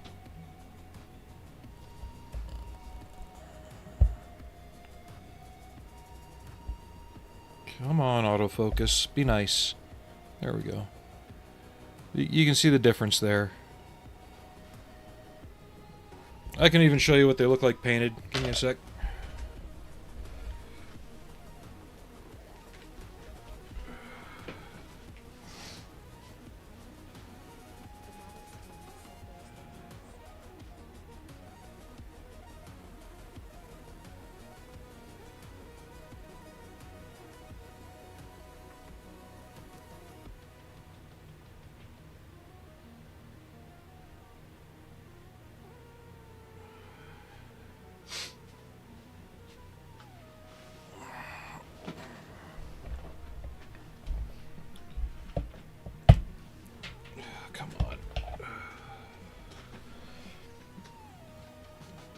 So here's the the AEF ones, I want to say, on the Command Humvee. I still have to add the antennas. And this is the Italeri kit with a Verlinden radio set and inner frame for the roof. Too bad you can't see much of that frame. It looks really nice.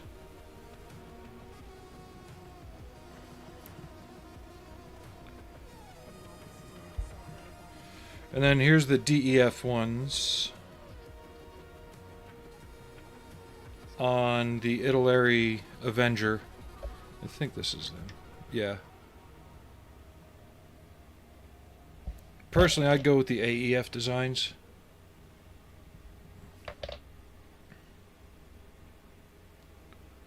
But either one improves the look of the model. It's really just whichever one you want to do. Just remember, these are the rear, these are the front. There's a different hub on each one. There's a different center hub.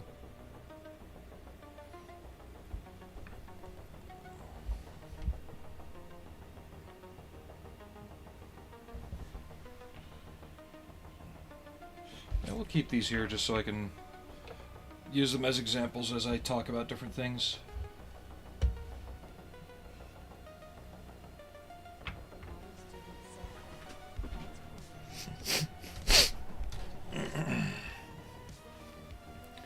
But other than that, they're not bad models whatsoever.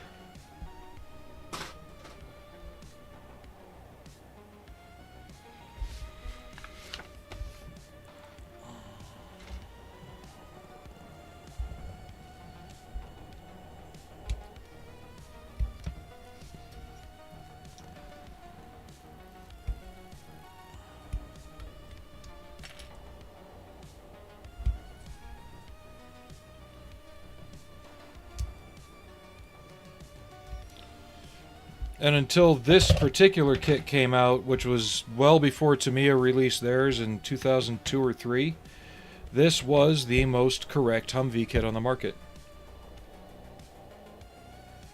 Without having to buy an aftermarket set.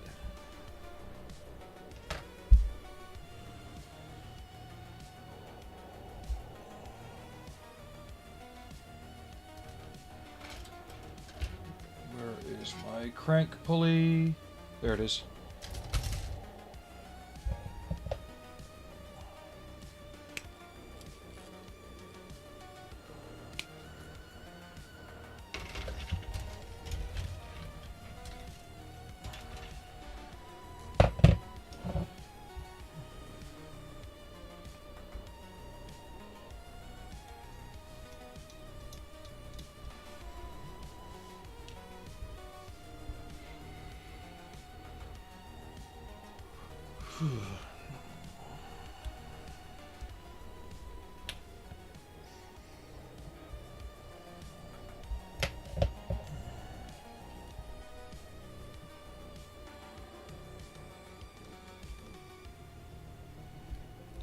That still doesn't make the Tamiya. Tamiya did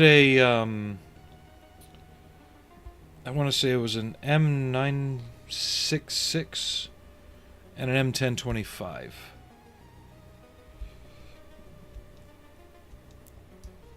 But they both reflected more modernized versions of the vehicles they represented. They weren't bad, but they were... For what they were, I was hoping for more. At least an engine bay. That's one thing that no manufacturer has done yet. I think aside from Bronco. Bronco did an 1114 or 1141. Can't remember which designation. And they put an engine bay in it.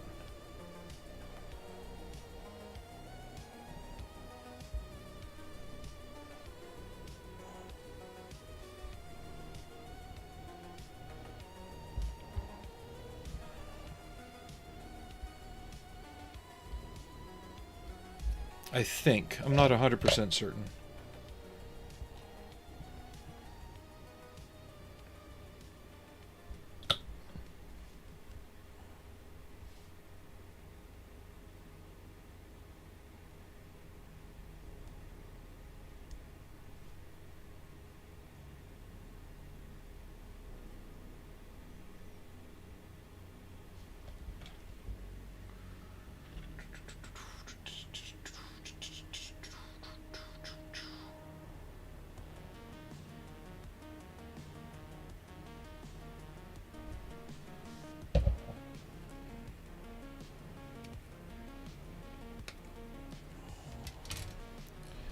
And for the longest time, Academy was the only one that came with mostly correct wheels, too.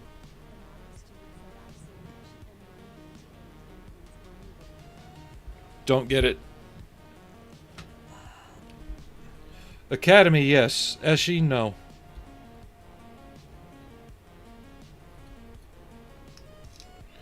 You better not bird dog my quail there. I'm watching a couple of the ambulance ones right now.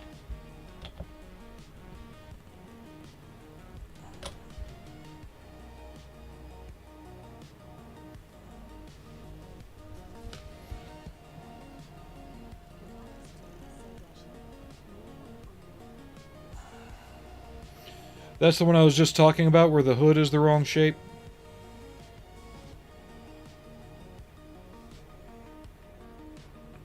They went out of business back in the... I want to say mid to late 90s? And then Italeri bought up most of their molds for doing their 72nd scale stuff.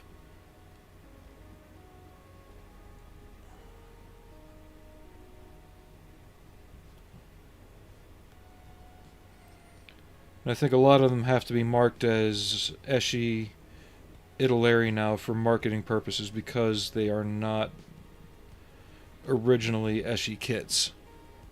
Or Essie, however you want to pronounce it. Eschi, Essie, Shitty.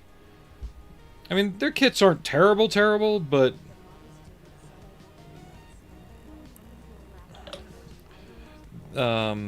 you could do better than that particular kit. Send me a link. I didn't even know they made an ambulance one. I know Academy did. And theirs has the full interior. Yeah, throw us a link. I need to see this with my own eyes.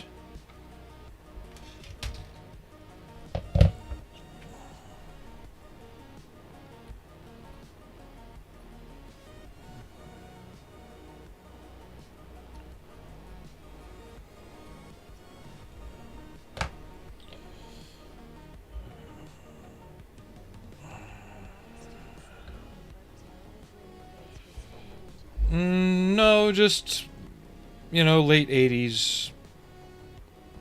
Pre-production, you know. It's the difference between the Hobby Boss GTK Boxer and the Revell Germany GTK Boxer. Neither kit is inherently wrong, but only one kit represents the actual production vehicle while the other one's the prototype.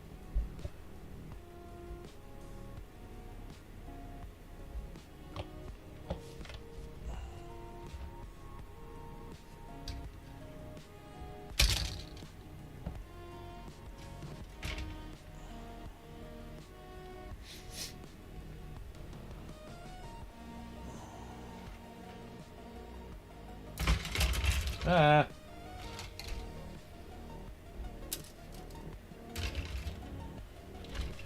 And believe it or not, there was a time there in the mid-90s, the early to mid-90s, Lindbergh actually made some really good shit. And they were experimenting with stuff that nobody else has really touched to this day. They had done I want to say it was a 1/20th scale 4th gen Camaro. It could have been 24th. I think it was 1/20th. But you didn't need to paint it. They actually had the mold so super polished, and they figured out how to get the plastic in there right, that if you didn't want to, you didn't have to paint it.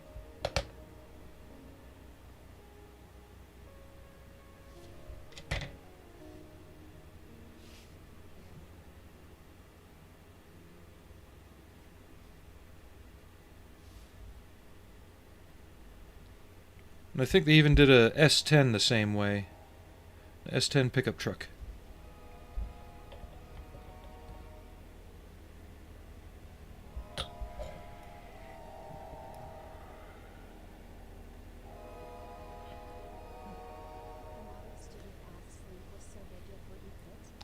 That's what she said!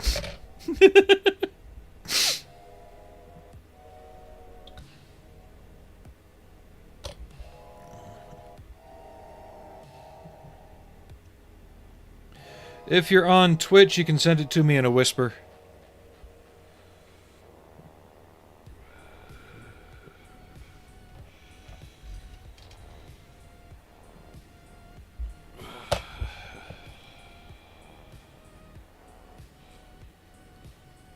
I know there's a way to make them smaller, too. I just forget how.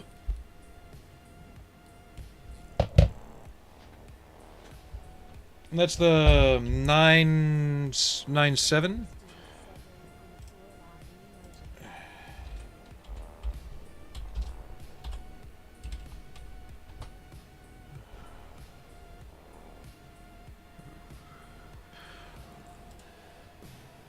Oh, that one.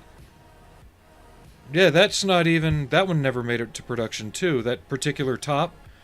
Now that I'm looking at it, I found a picture of the kit in question.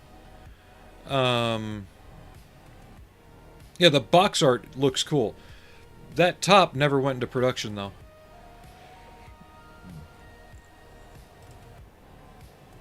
I'm not saying it didn't exist, but in that form, it never went into production. It was a prototype only.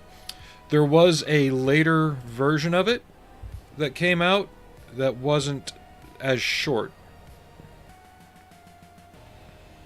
Let me see if I can find the kit built. Oh yeah, here's a picture of a Facebook group. You can see what I mean about the hood.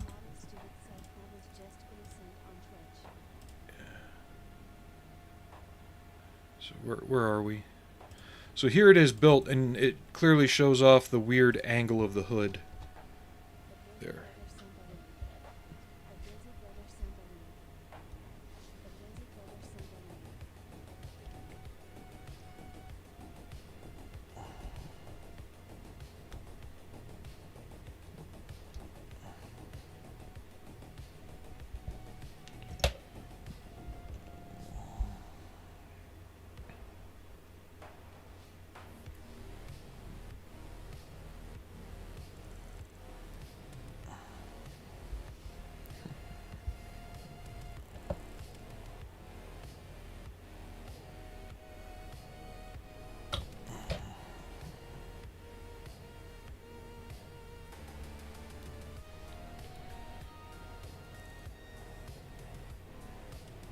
Because I think when Eschi first came out with the kit, the vehicle itself hadn't actually entered service yet, or it just barely did. So information was extremely sparse.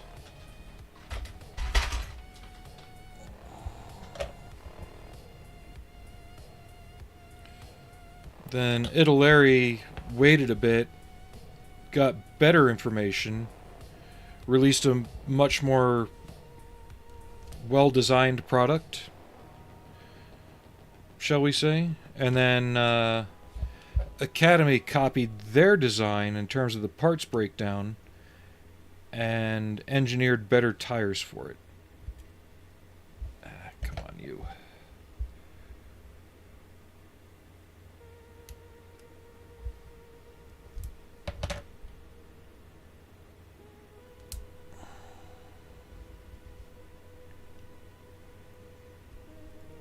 And then it stayed that way till about, yeah, I want to say 2002, late 2002.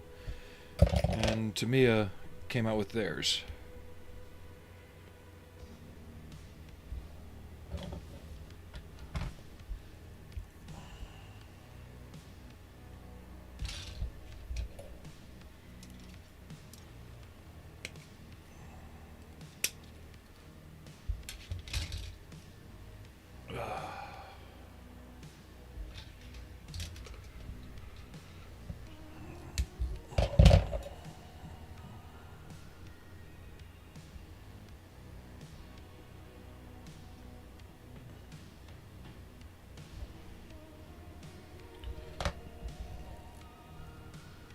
But I'd work on that Bushmaster one if you have it. See how that flavor sits with you.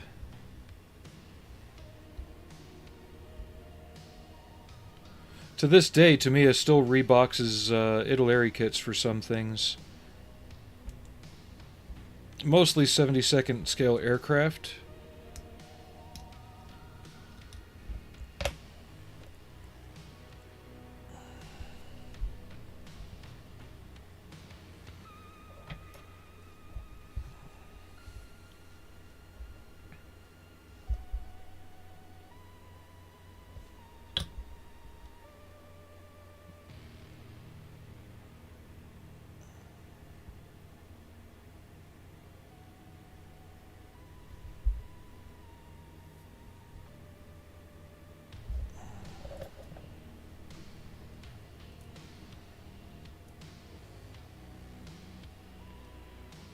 Sway bar goes under the steering rods, I think. Yep.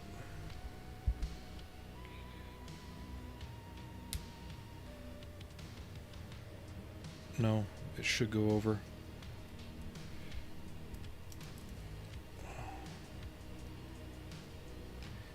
These aren't down all the way.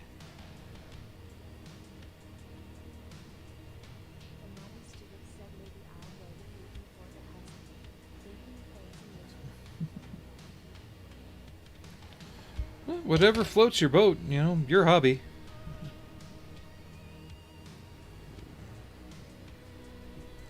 And Caster Labs just did another reset vomit.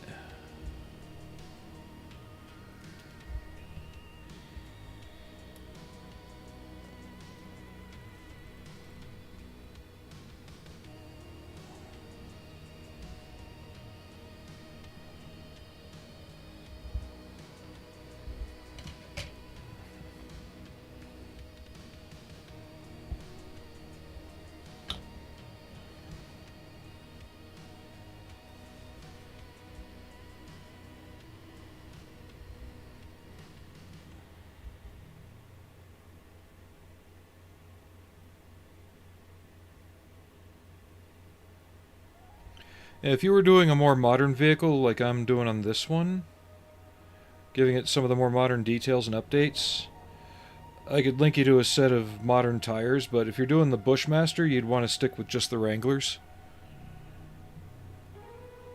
The same guy who I got the Oshkosh wheels and the LAV wheels does modern Humvee.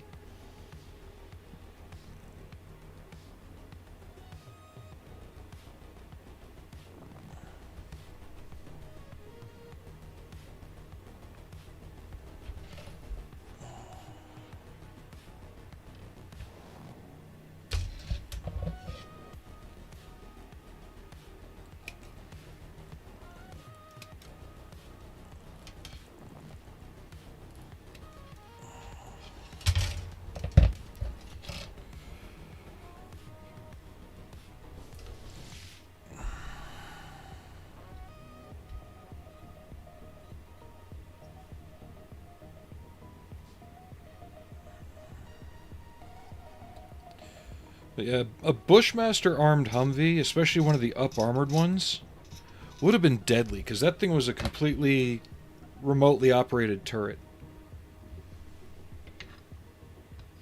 That would have been interesting to have seen in use.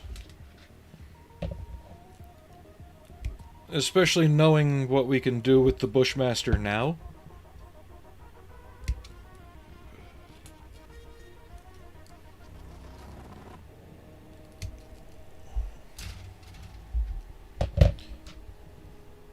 Be like the modern day equivalent of the M8 Greyhound taking out the King Tiger.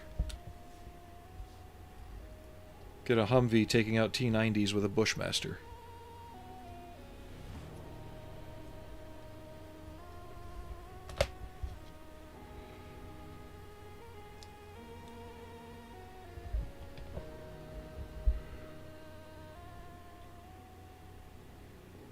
Excuse me again. Are we coming up on second break time already? We are. But we're having a better day today than we were yesterday.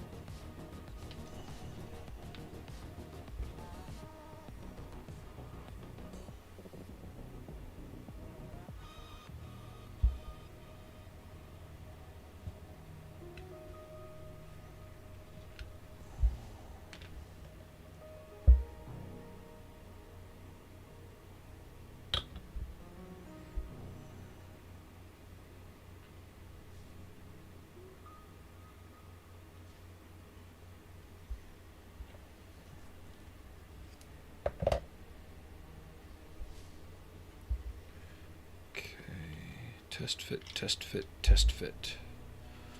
Always test fit.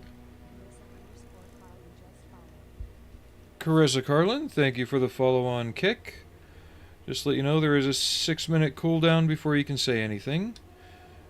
And if it's going to be just to join a Discord, thanks but no thanks.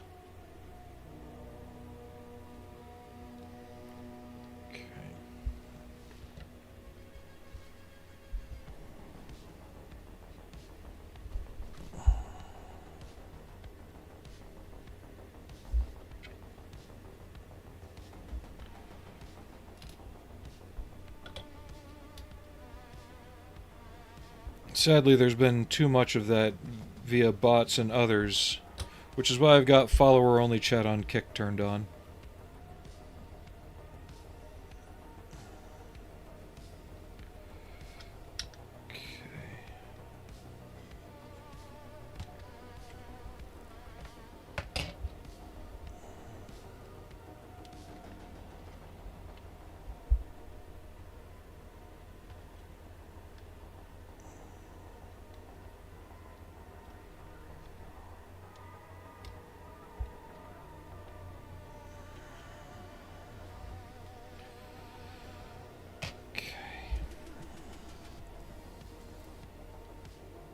So I've got it glued to where the exhaust manifolds exit on the engine, but not on the chassis. That one keeps popping out. Come on, glue, bite.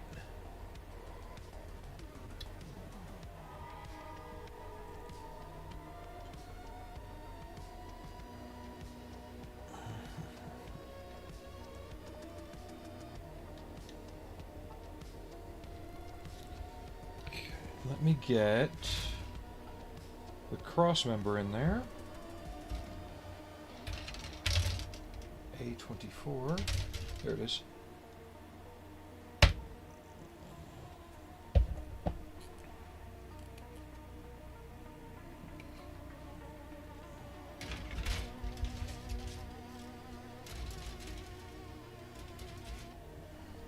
I kind of like the canvas doors they give you in this kit more than Italy's versions. Because they are more smooth like that. You can see the retaining brace in it, and especially across here. I'll show you the Italeri ones here. They got too many, false wrinkles in them. The window plastic looks great because it would be wrinkly like that.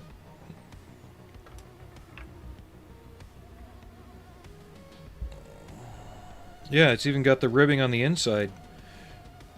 I'm going to have to hold on to these doors. I like these. We might use these on another one.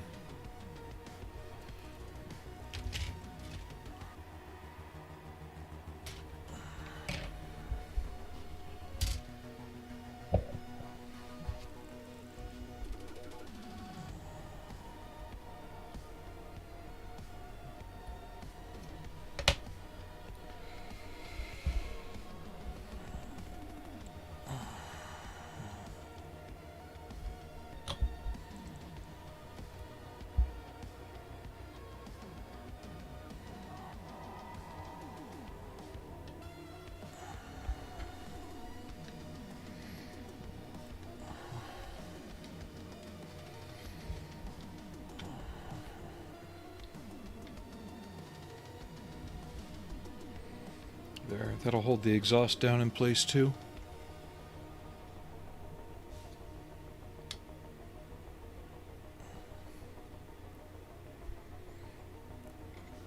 I'm sorry, I just love the way the front end of this thing looks.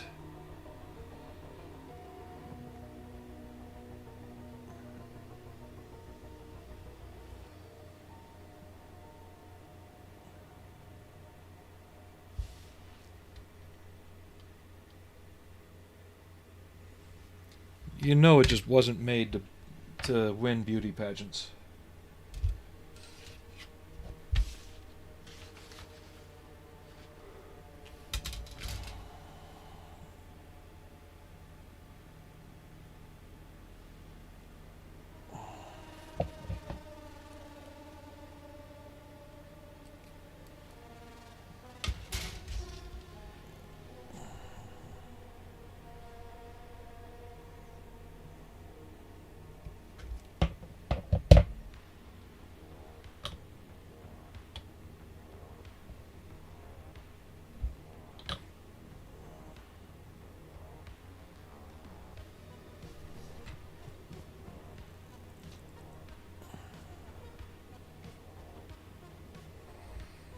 Alright. So yeah, these little details I added here. If you look on pictures of real ones, especially Army ones, you'll see there's like 4 dots in that recessed area. They are meant to be retaining holes for the screws for the bracket that holds the shrouded exhaust for weighting.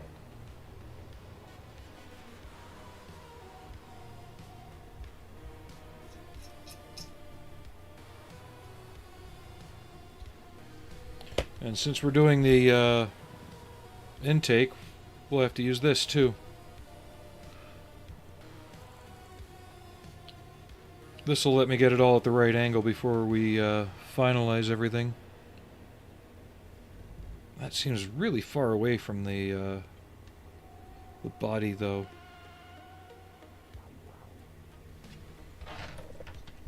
Time to go into pictures.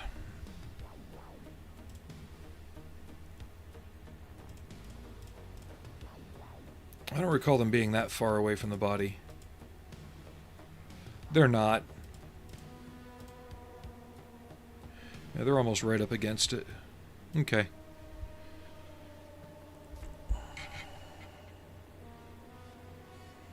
We're going to eyeball this.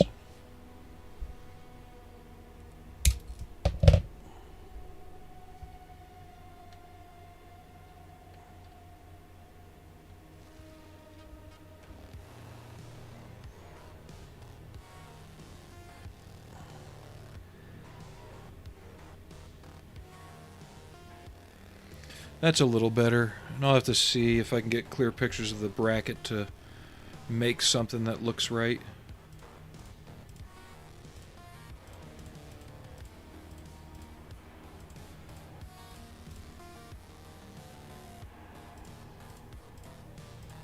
I know they're out there, I just have to find it. Just go to GovPlanet and look at all their listings, I'll find it.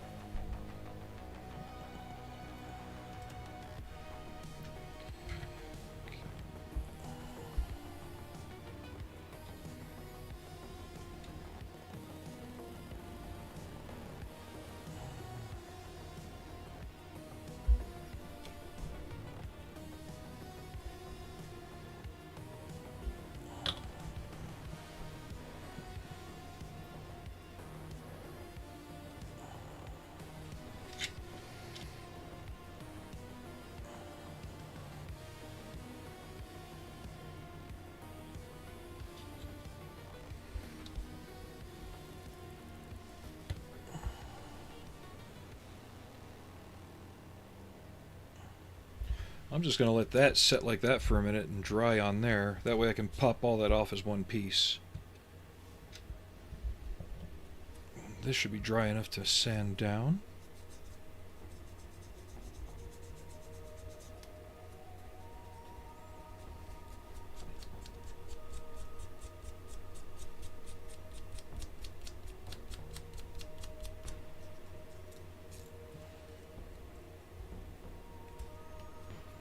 So today's post-stream activity will be to find pictures of the brackets that mount this to the windshield frame and that to the body.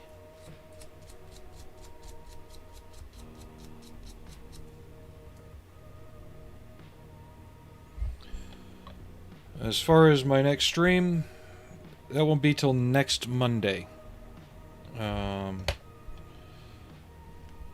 Doing 6 days straight at work.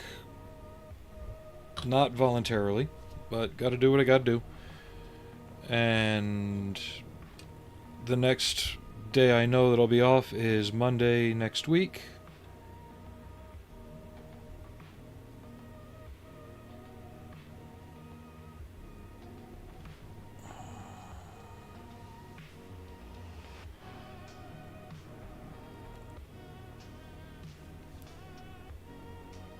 So my shenanigans will be delayed until then. Possibly stream tomorrow or Wednesday, as I've got the rest of the time is going to be midday and late closing shifts, which are not conducive to good streaming times.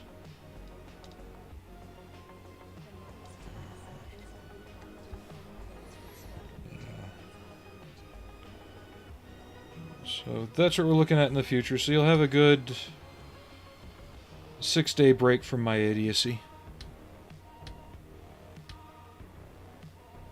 Like I said, I'll try and be on if I can, but I can't guarantee anything. Lately it's taking a lot of just effort to be a normal functioning member of society.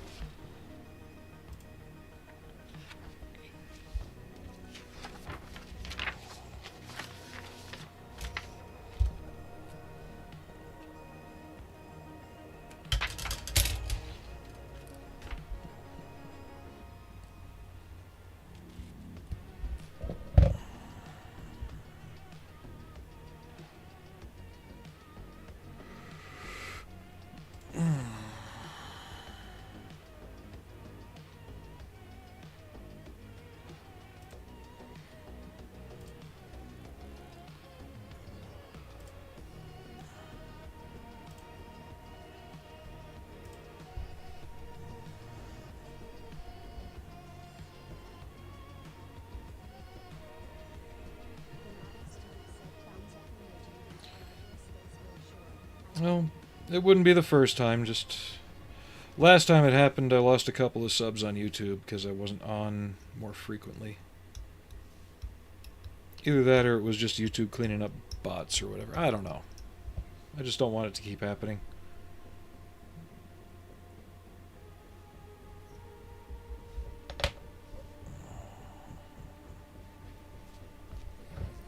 Actually, let me reinforce this down here.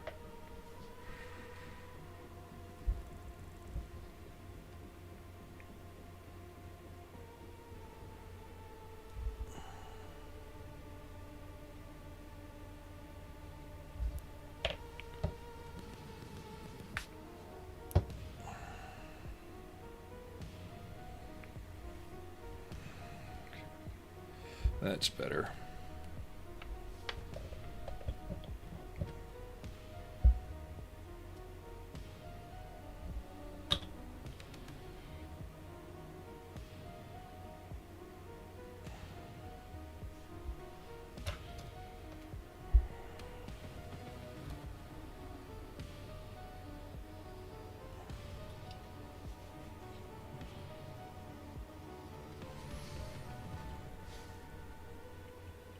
You see I'm having to lay the model down on its side frequently. That's why I haven't glued the side view mirrors on yet. The Academy 1151 came with extra mirrors for the more modernized version, so I'm going to use those. I like how that's starting to look now. Making sure my tube is vertical front and back, side to side.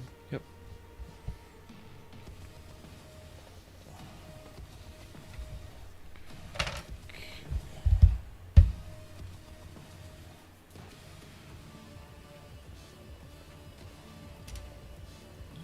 And we are going to do brush guard.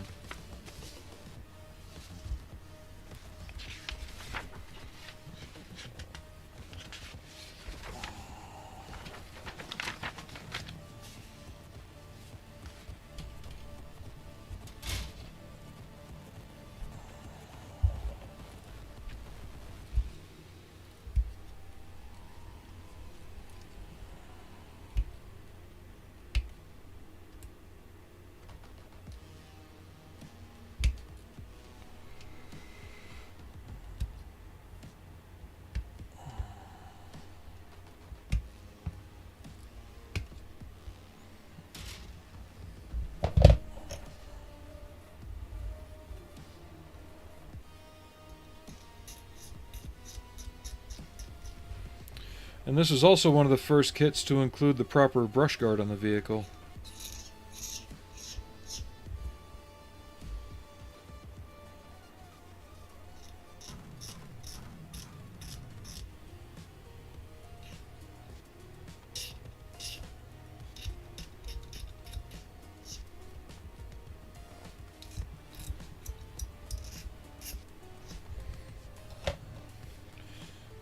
And now it also comes with, whatever the hell those are.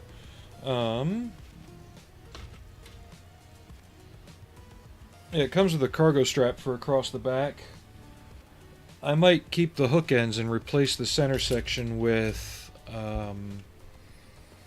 actual tape or something to give it more realistic thickness.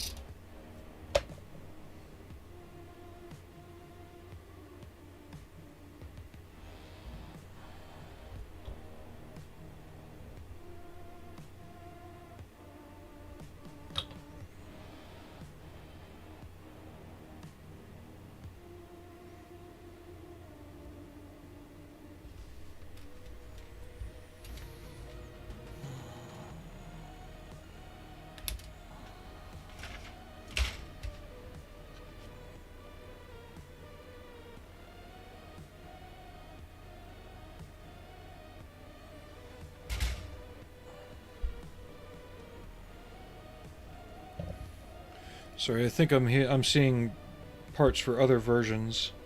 I'll have to see if they can be made to apply to this.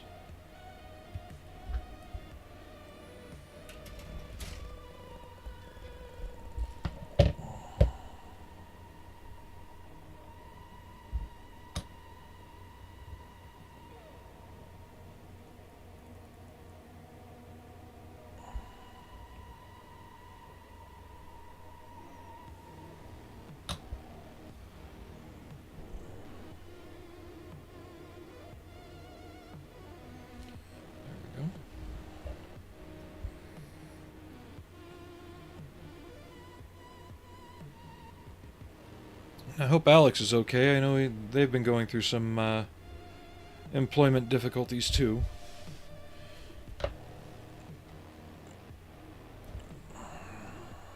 I noticed they haven't been here the last couple streams.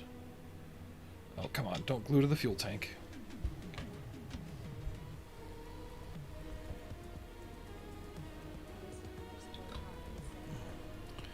Hey, Carissa. Thanks for the follow. I'm fine. But I'm not joining any Discord servers, thank you.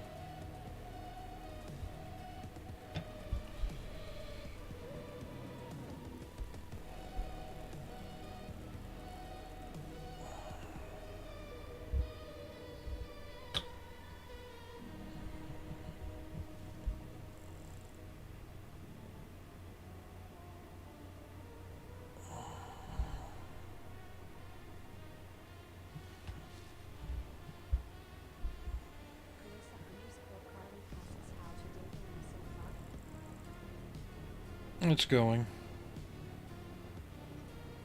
Getting a lot done on the Humvee.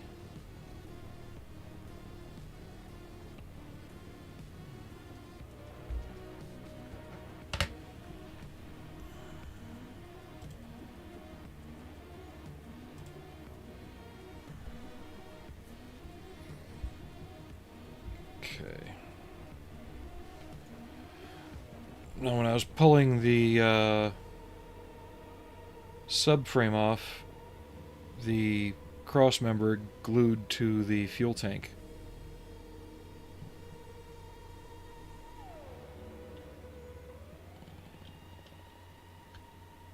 Yeah, that's gonna go in perfect.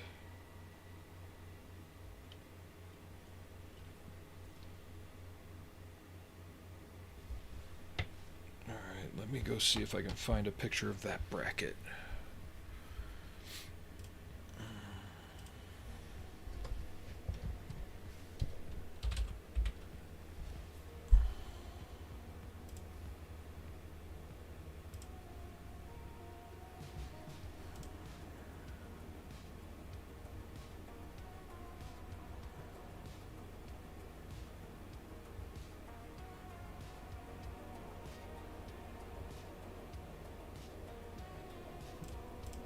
There's one.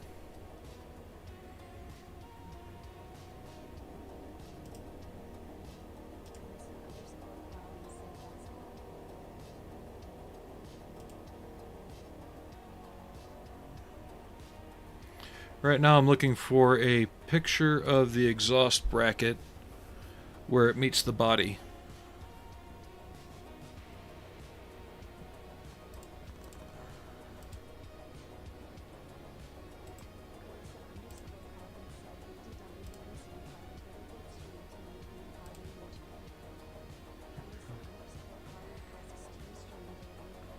No, I just stream whenever I can on my days off, so maybe twice a week, 3 times.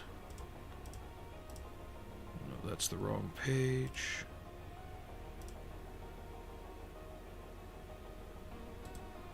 Might be able to zoom in on that one.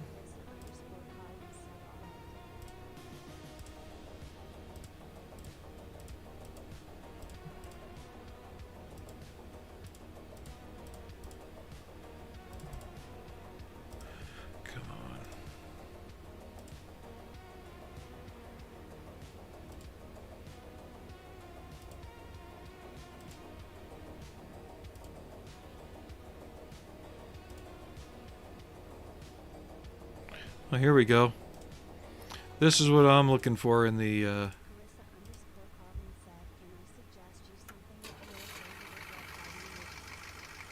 that one sounds really nice.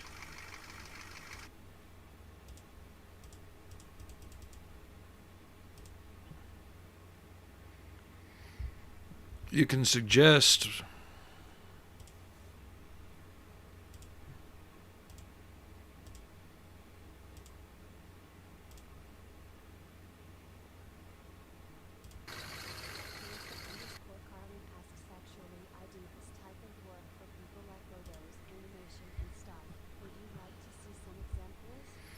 No, thank you.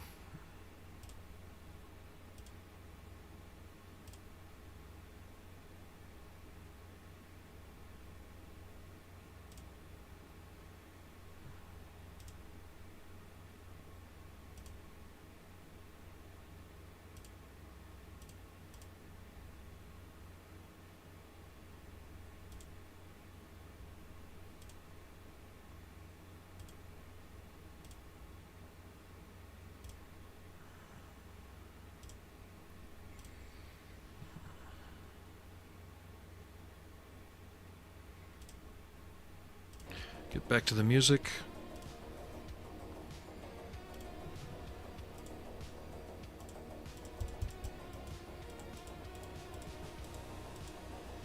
Come on, just give me a picture of the stinking bracket.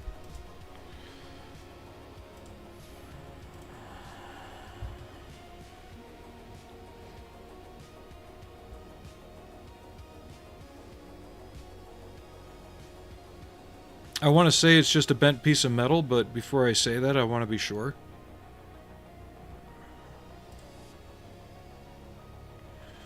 Oh, there's a lot of nice ones coming up for auction right now. They all start at $3,000 for the auction. But I know a lot of them will go for more than that.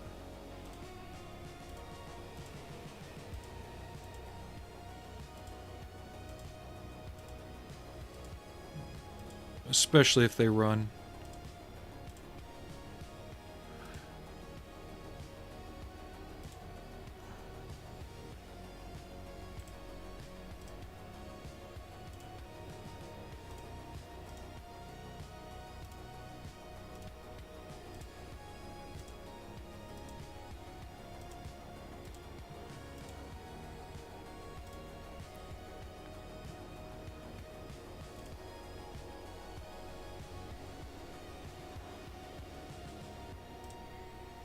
Yeah, I banned that individual on Kick as well because the profile picture they were using, I had seen in a few other different profiles.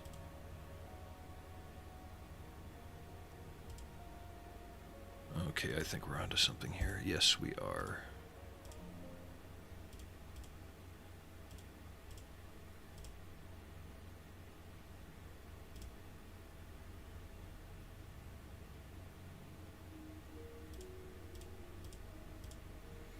Sorry, this isn't riveting stuff, guys. It's just, this is all part of getting the details kinda right.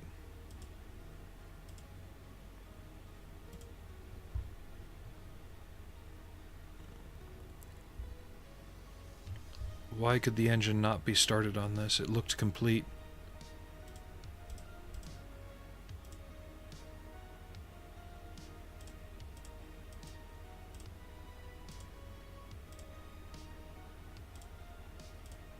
I'm curious now.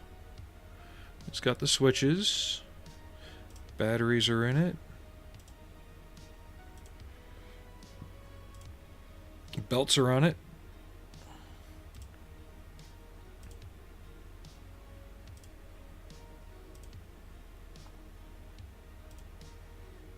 Intake manifolds on it. Yeah, if I had $6,000 now, I'd put down on that one. Anyway.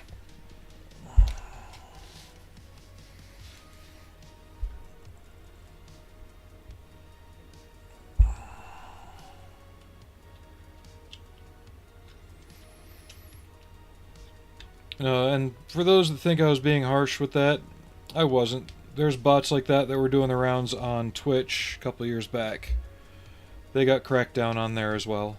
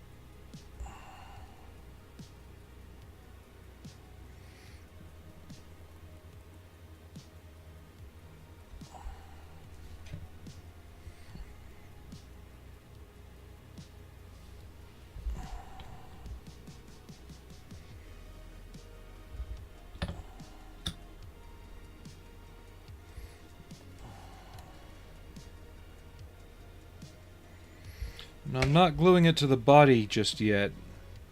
I'm gluing them to the exhaust side.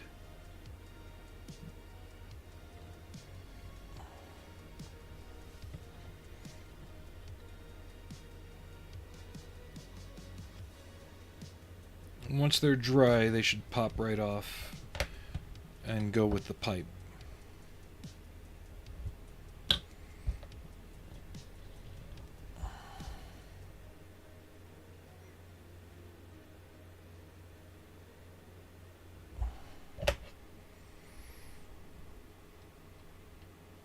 If I can get it to behave.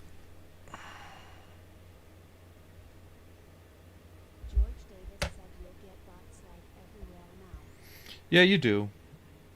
It's nothing new. It almost seemed like a real person, but after a bit you could tell it was too polite.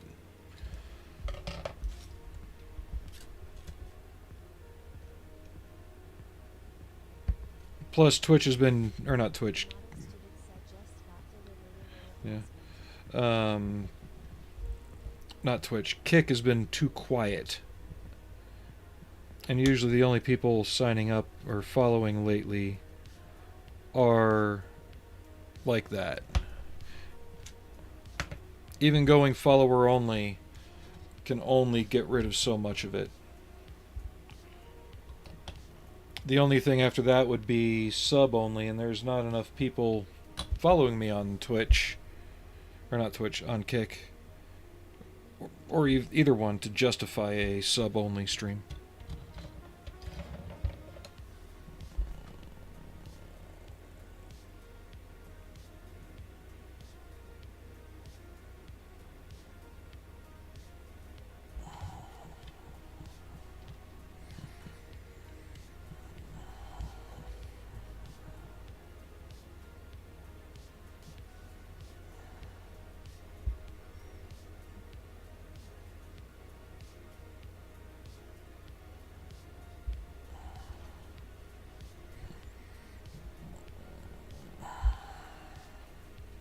Come on.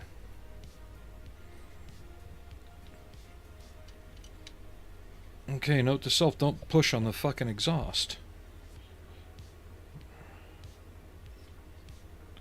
Get it back into position. Because it popped out, which is going to screw up the alignment of everything else. There we go. Like Stargate, everything needs an order of alignment.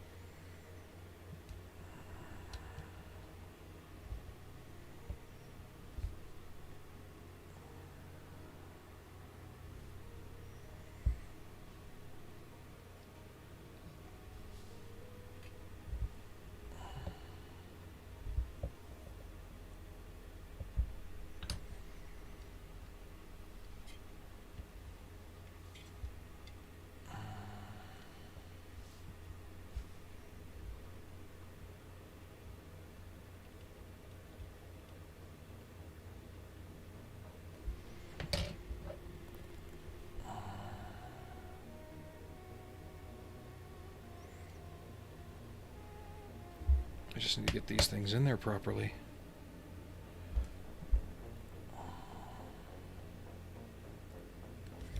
And I'd rather fight with it now than try and deal with it when it's painted.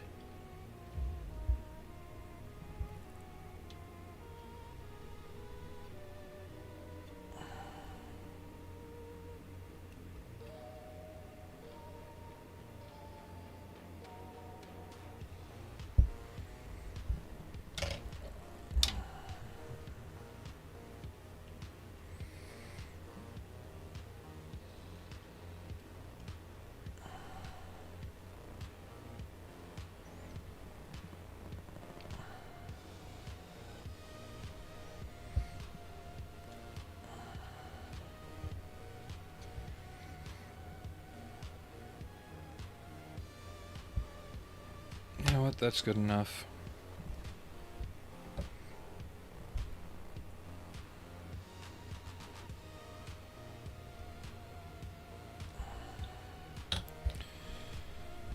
until I win mine and it has the real bracket that I can look at for pictures in my driveway, that'll be good enough.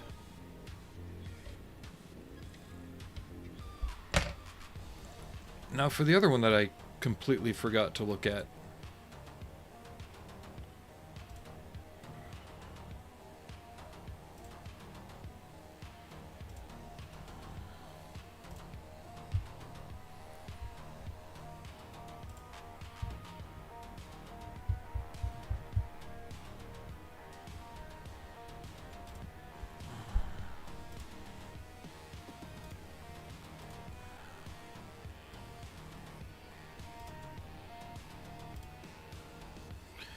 Okay, I shouldn't be using the up-armored one as a reference.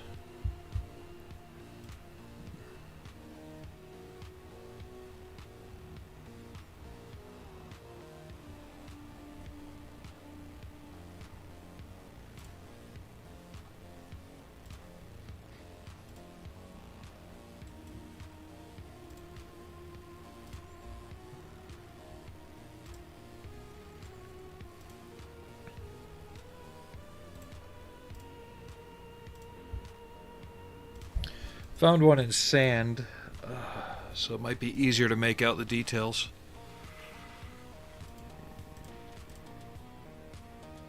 Yeah, this one just looks like a piece of angle iron that bolts to the windshield frame.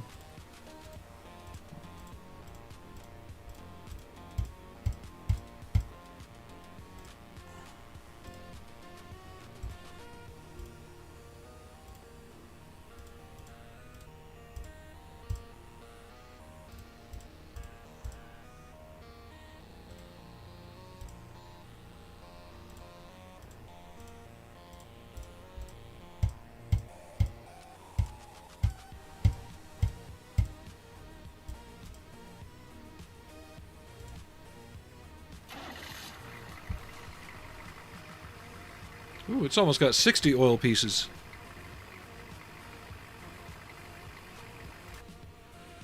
For a 2009, that ain't bad. Anyway.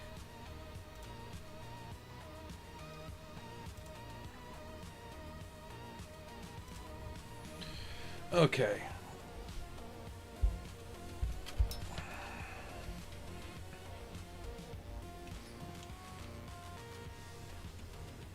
Take this off, which will actually allow me to do this.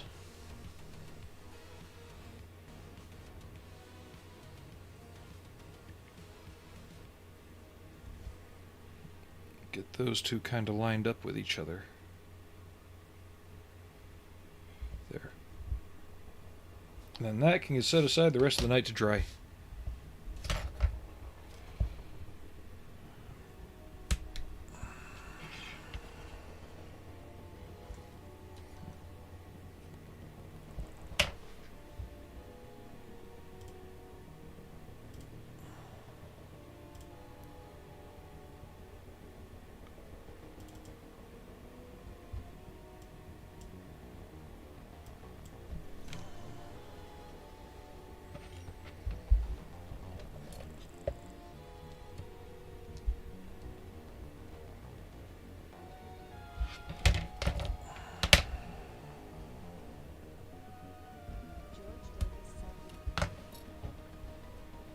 What's up? What are you damning about? What'd I do? What'd I do? Did I do something stupid again?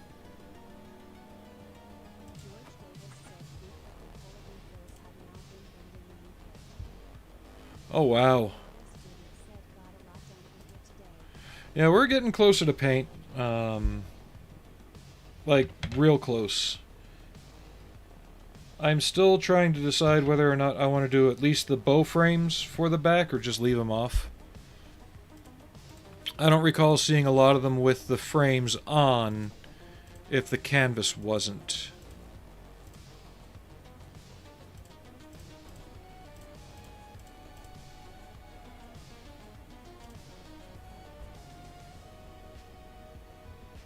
Actually, that's like a piece of box steel.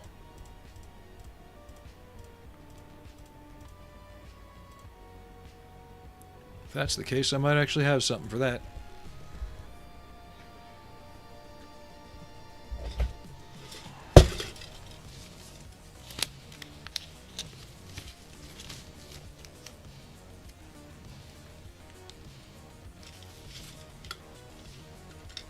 And I don't. So, we'll make it. Haha!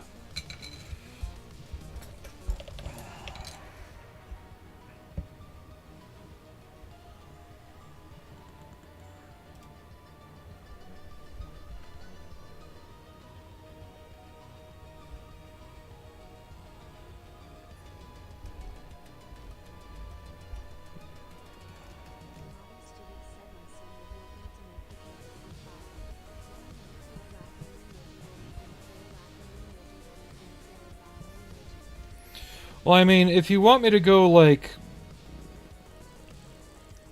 super freak on it, I can. And what we can do is actually make the frame and then put the canvas over it. I've done it before. It's a right pain in the ass, but I've done it before.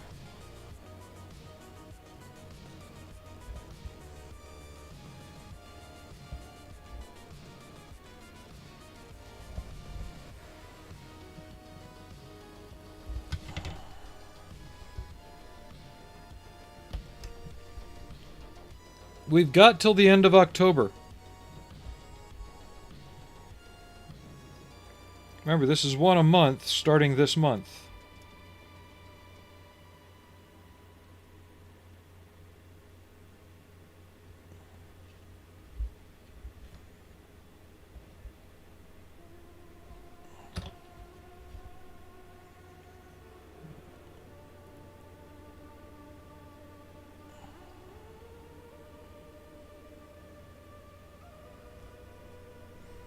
So if y'all want to see that, I can make that happen.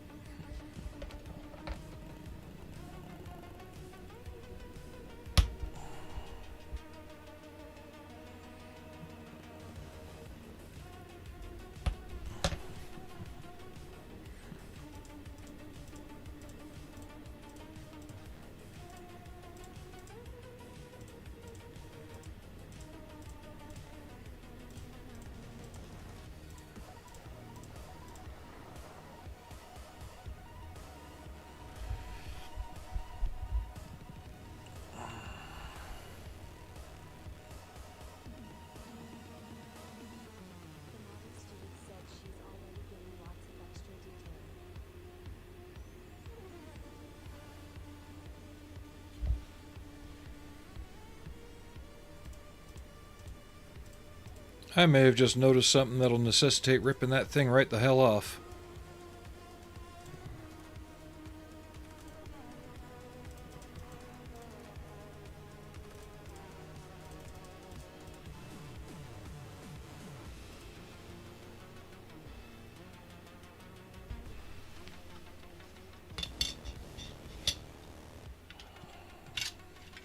Yeah.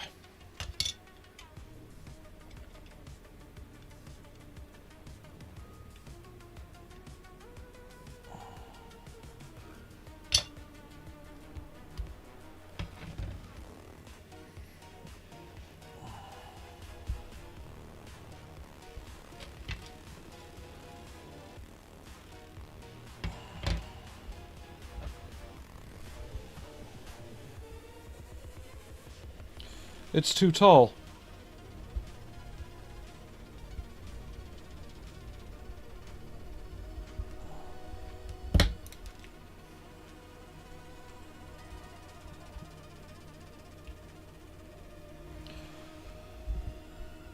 This should be flush with the top of the roof.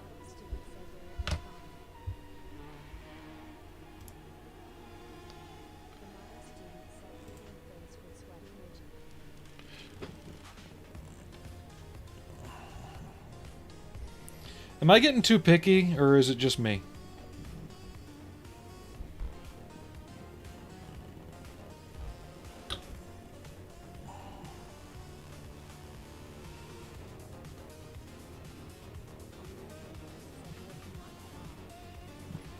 Oh, ah, ha, ha, Davos. That's better.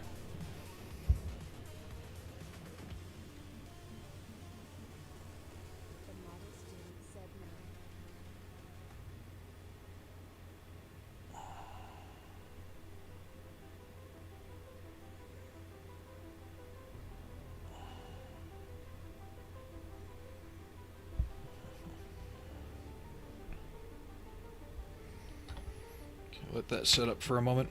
That's better. Yeah, this was too tall by, well, however thick that piece I cut off was.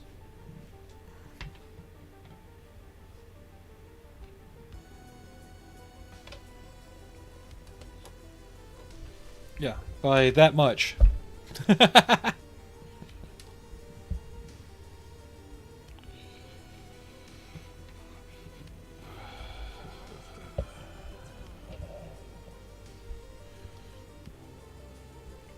I'm just trying not to be too anal retentive, because I know I talk a lot about that. It's just one of those things where you can't unsee it.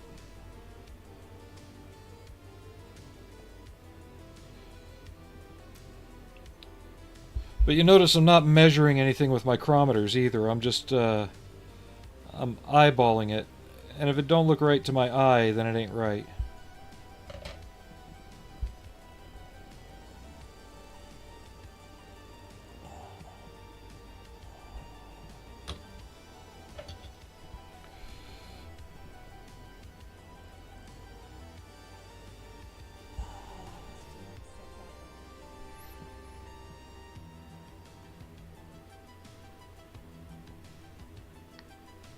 That's better.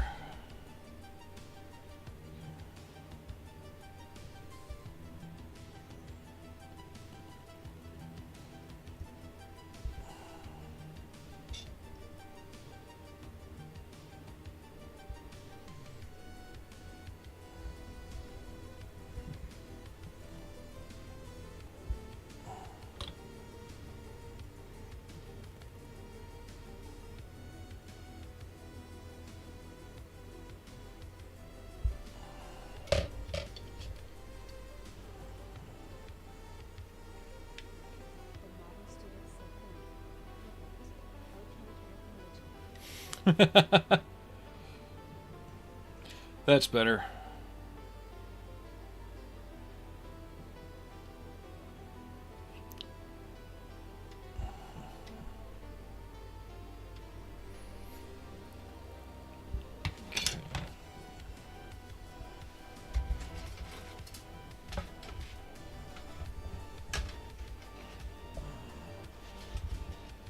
Thought I had another piece of brass rod. I do! There it is.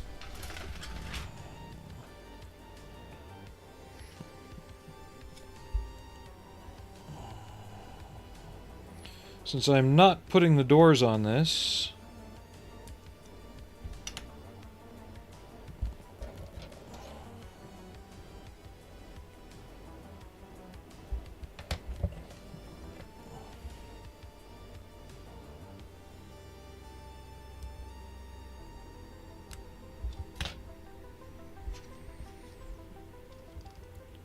we're at least going to recreate the stringer that goes across the center of the roof and creates that line.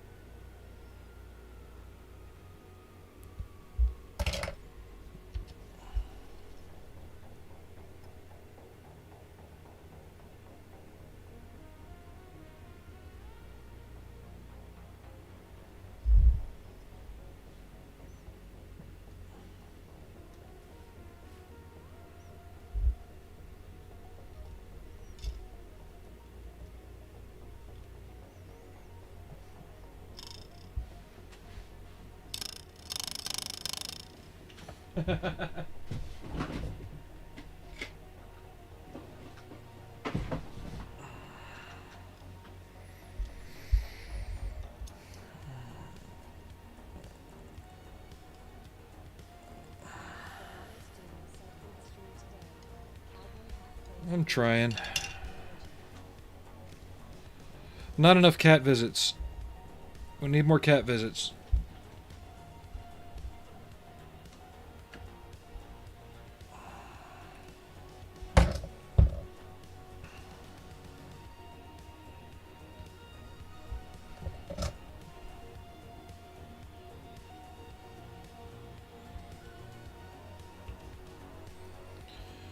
Yeah, sorry about yesterday. Just, you could probably tell I was not really here yesterday.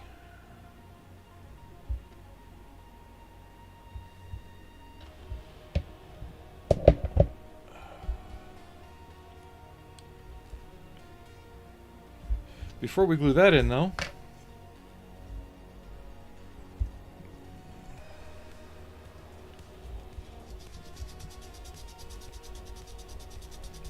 gotta erase the front and rear markings and try and minimize the ejector pins a little bit.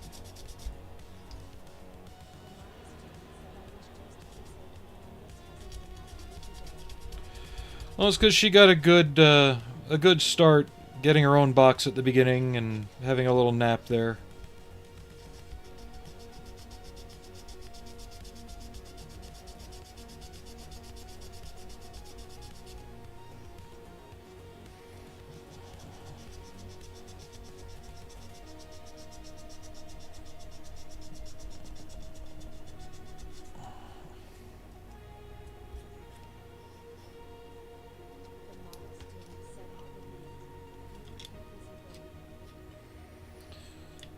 Yeah, I don't like it when I'm not, you know,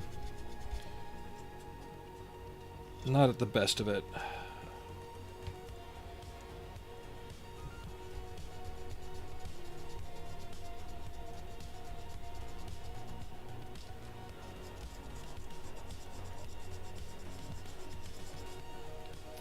I still need to make the attachment points for the seat belts and then hide them down on the side too.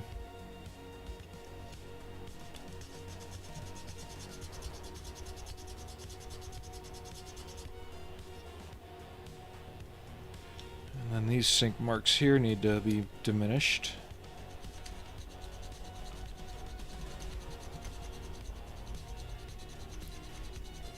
It's definitely gotten a lot more details than I was expecting when I started it.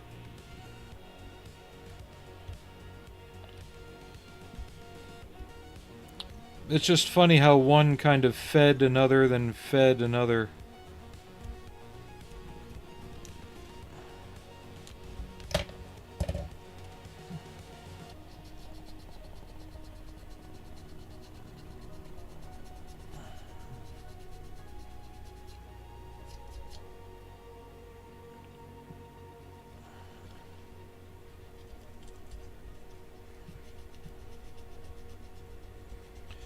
Trying to think of a good movie to watch tonight. Once the stream's over.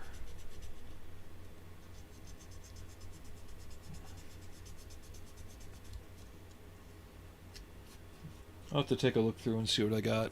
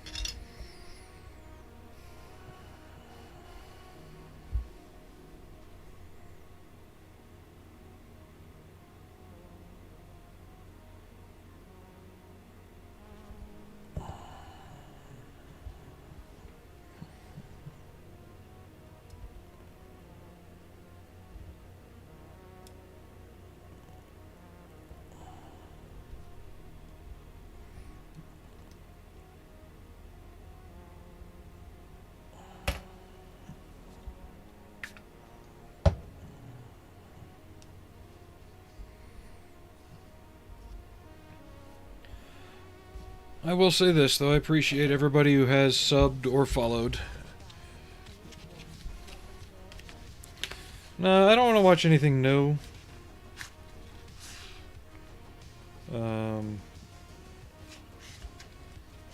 Especially on, like, Netflix or anything like that. I'm gonna go through my old collection, see what I got.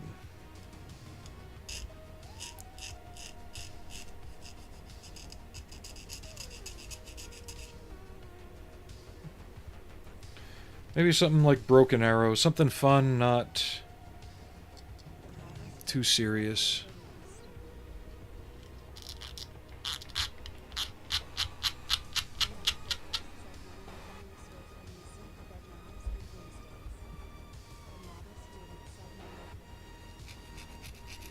I don't have Moonraker. I don't have any of the Bond films, unfortunately. Might have to rectify that, but I just want digital. I want actual copies. I don't want to watch a streaming service or anything like that.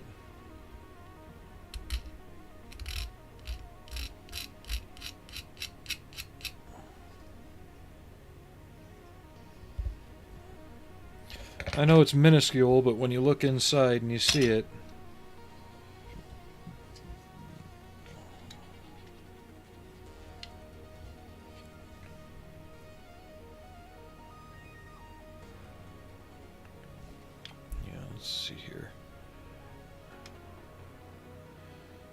that really is looking nice and full, isn't it? I could have added more to the gas pedal, there's more linkage to it. And I could have also added more to the steering column, because the steering column actually makes an abrupt right turn into the wall over here. But I might put a driver in there. I don't know.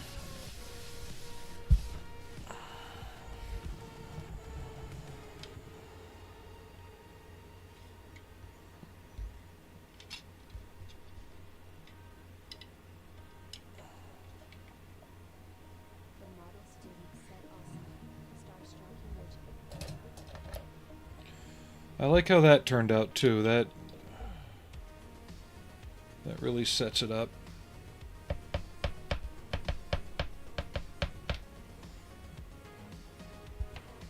I know what else we can do.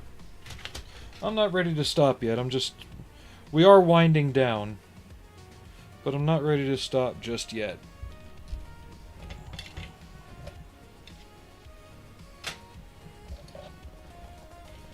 We're going to get all the reflectors and taillights and turn signals installed.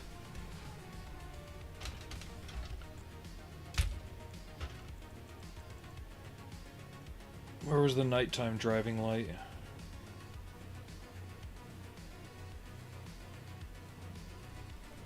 You know what else I'm going to do? I'm going to take off this junky tip for the exhaust that is too short and shouldn't have that flange. And I'm actually going to glue the other one on it after shortening it a hair, because it looks more appropriate.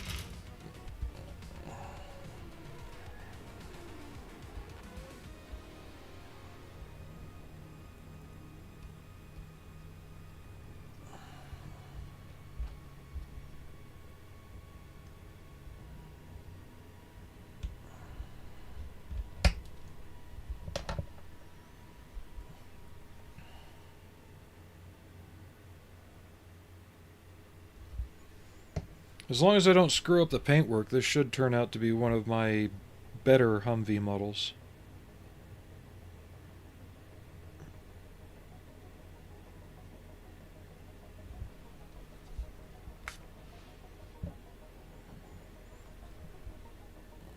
I mean,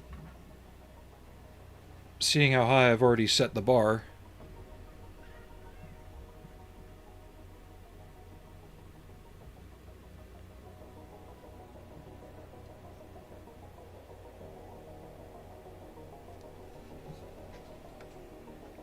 Did I feel a kitty cat? I did feel a kitty cat. Hi, Marmar. Come here. Come here, Marbles. Oh, we got our big boy, Marbles. Oh, he's a good kitty boy. Hi. Yeah, we don't see him very much. He's shy. Come on. Yeah, good boy. I know, you don't like being held too much, but you're better than your brother. Your brother would have taken my face off by now. You went down? Oh, oh, careful, careful. There you go. Good boy. He missed everything.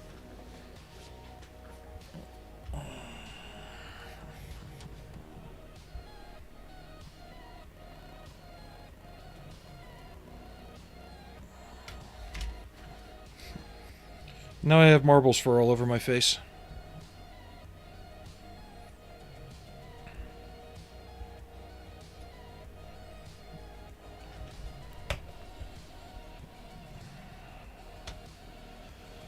What's good though is if I wind up buying one of these, that all these turn signals and everything are destroyed, there's a company that actually makes a kit to replace all of them for $250.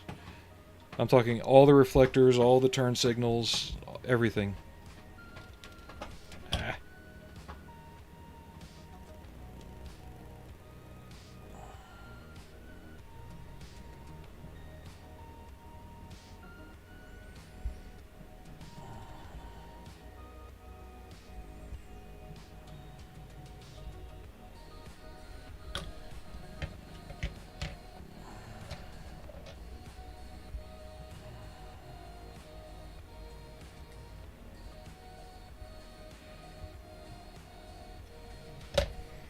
If I read right, the Marines, either last week or today, can't remember which, they've retired the AAV-7, so the tuna boat is no longer in service.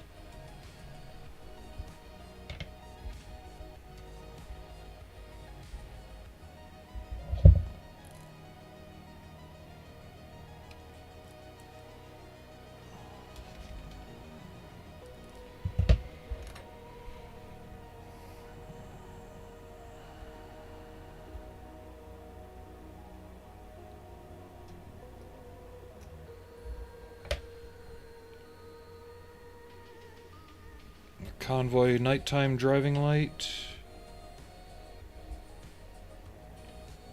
There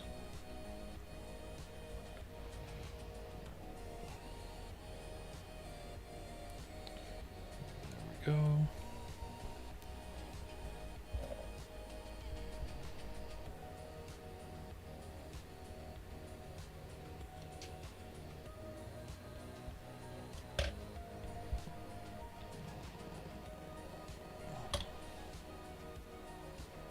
There we are on that.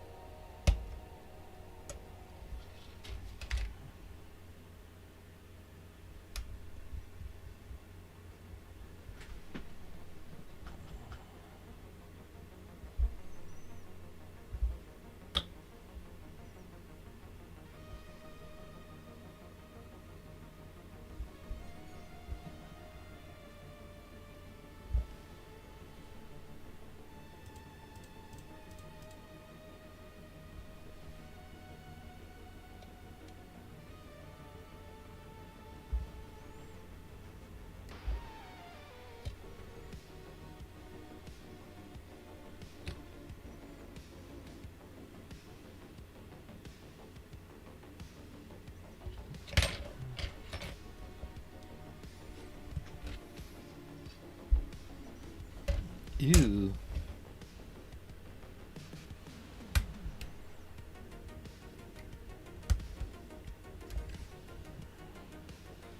That almost feels oversized to me.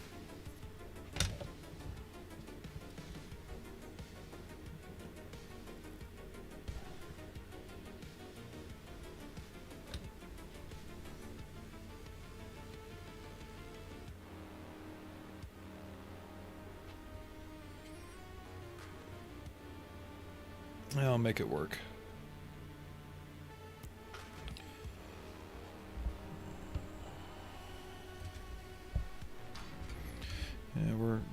getting all the small reflectors and stuff on. Mainly these parts are molded like this because the way the hood is, they wouldn't be able to remove it from the mold if they'd had these details on the side of it.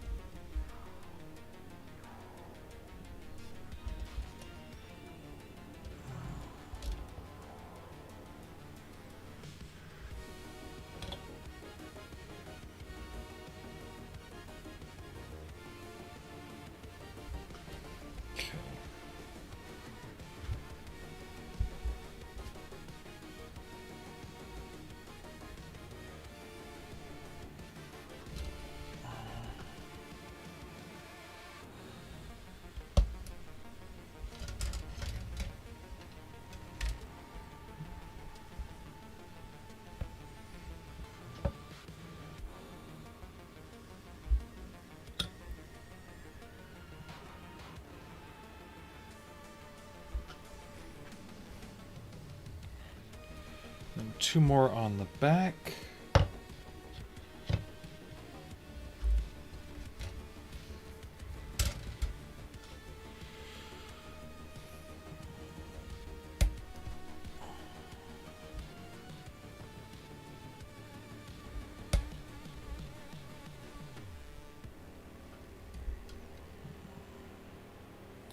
I have to see what those are.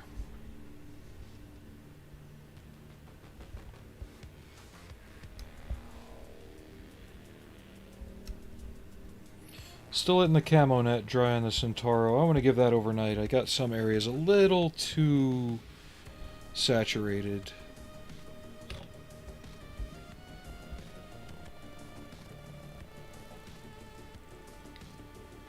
But if tomorrow doesn't take the wind out of me, I'll probably be starting stream around 4 p.m.-ish, give or take. So if that's within your time frame, please join me, but if not, I can understand that you won't.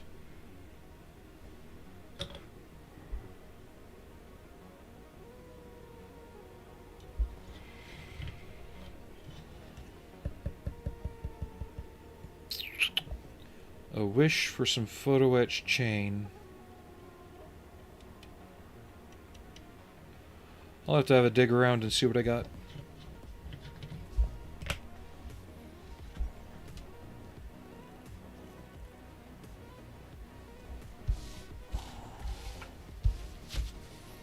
Alright, is there anything else I can do?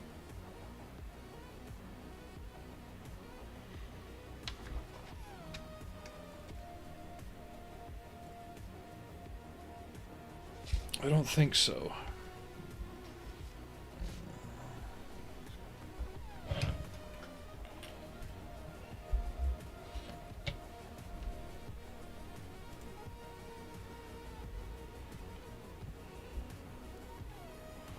Do one more temp install to make sure I got everything lined up right.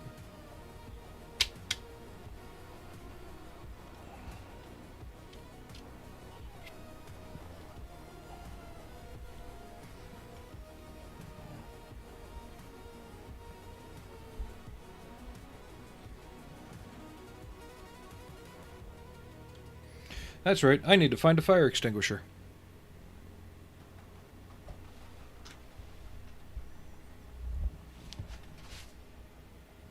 There's the roof.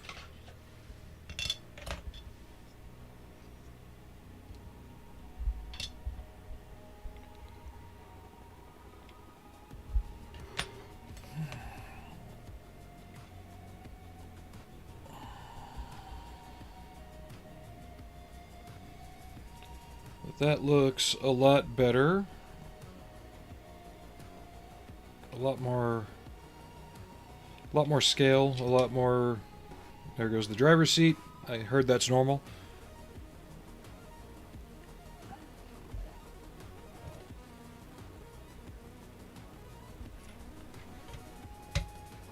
So yeah.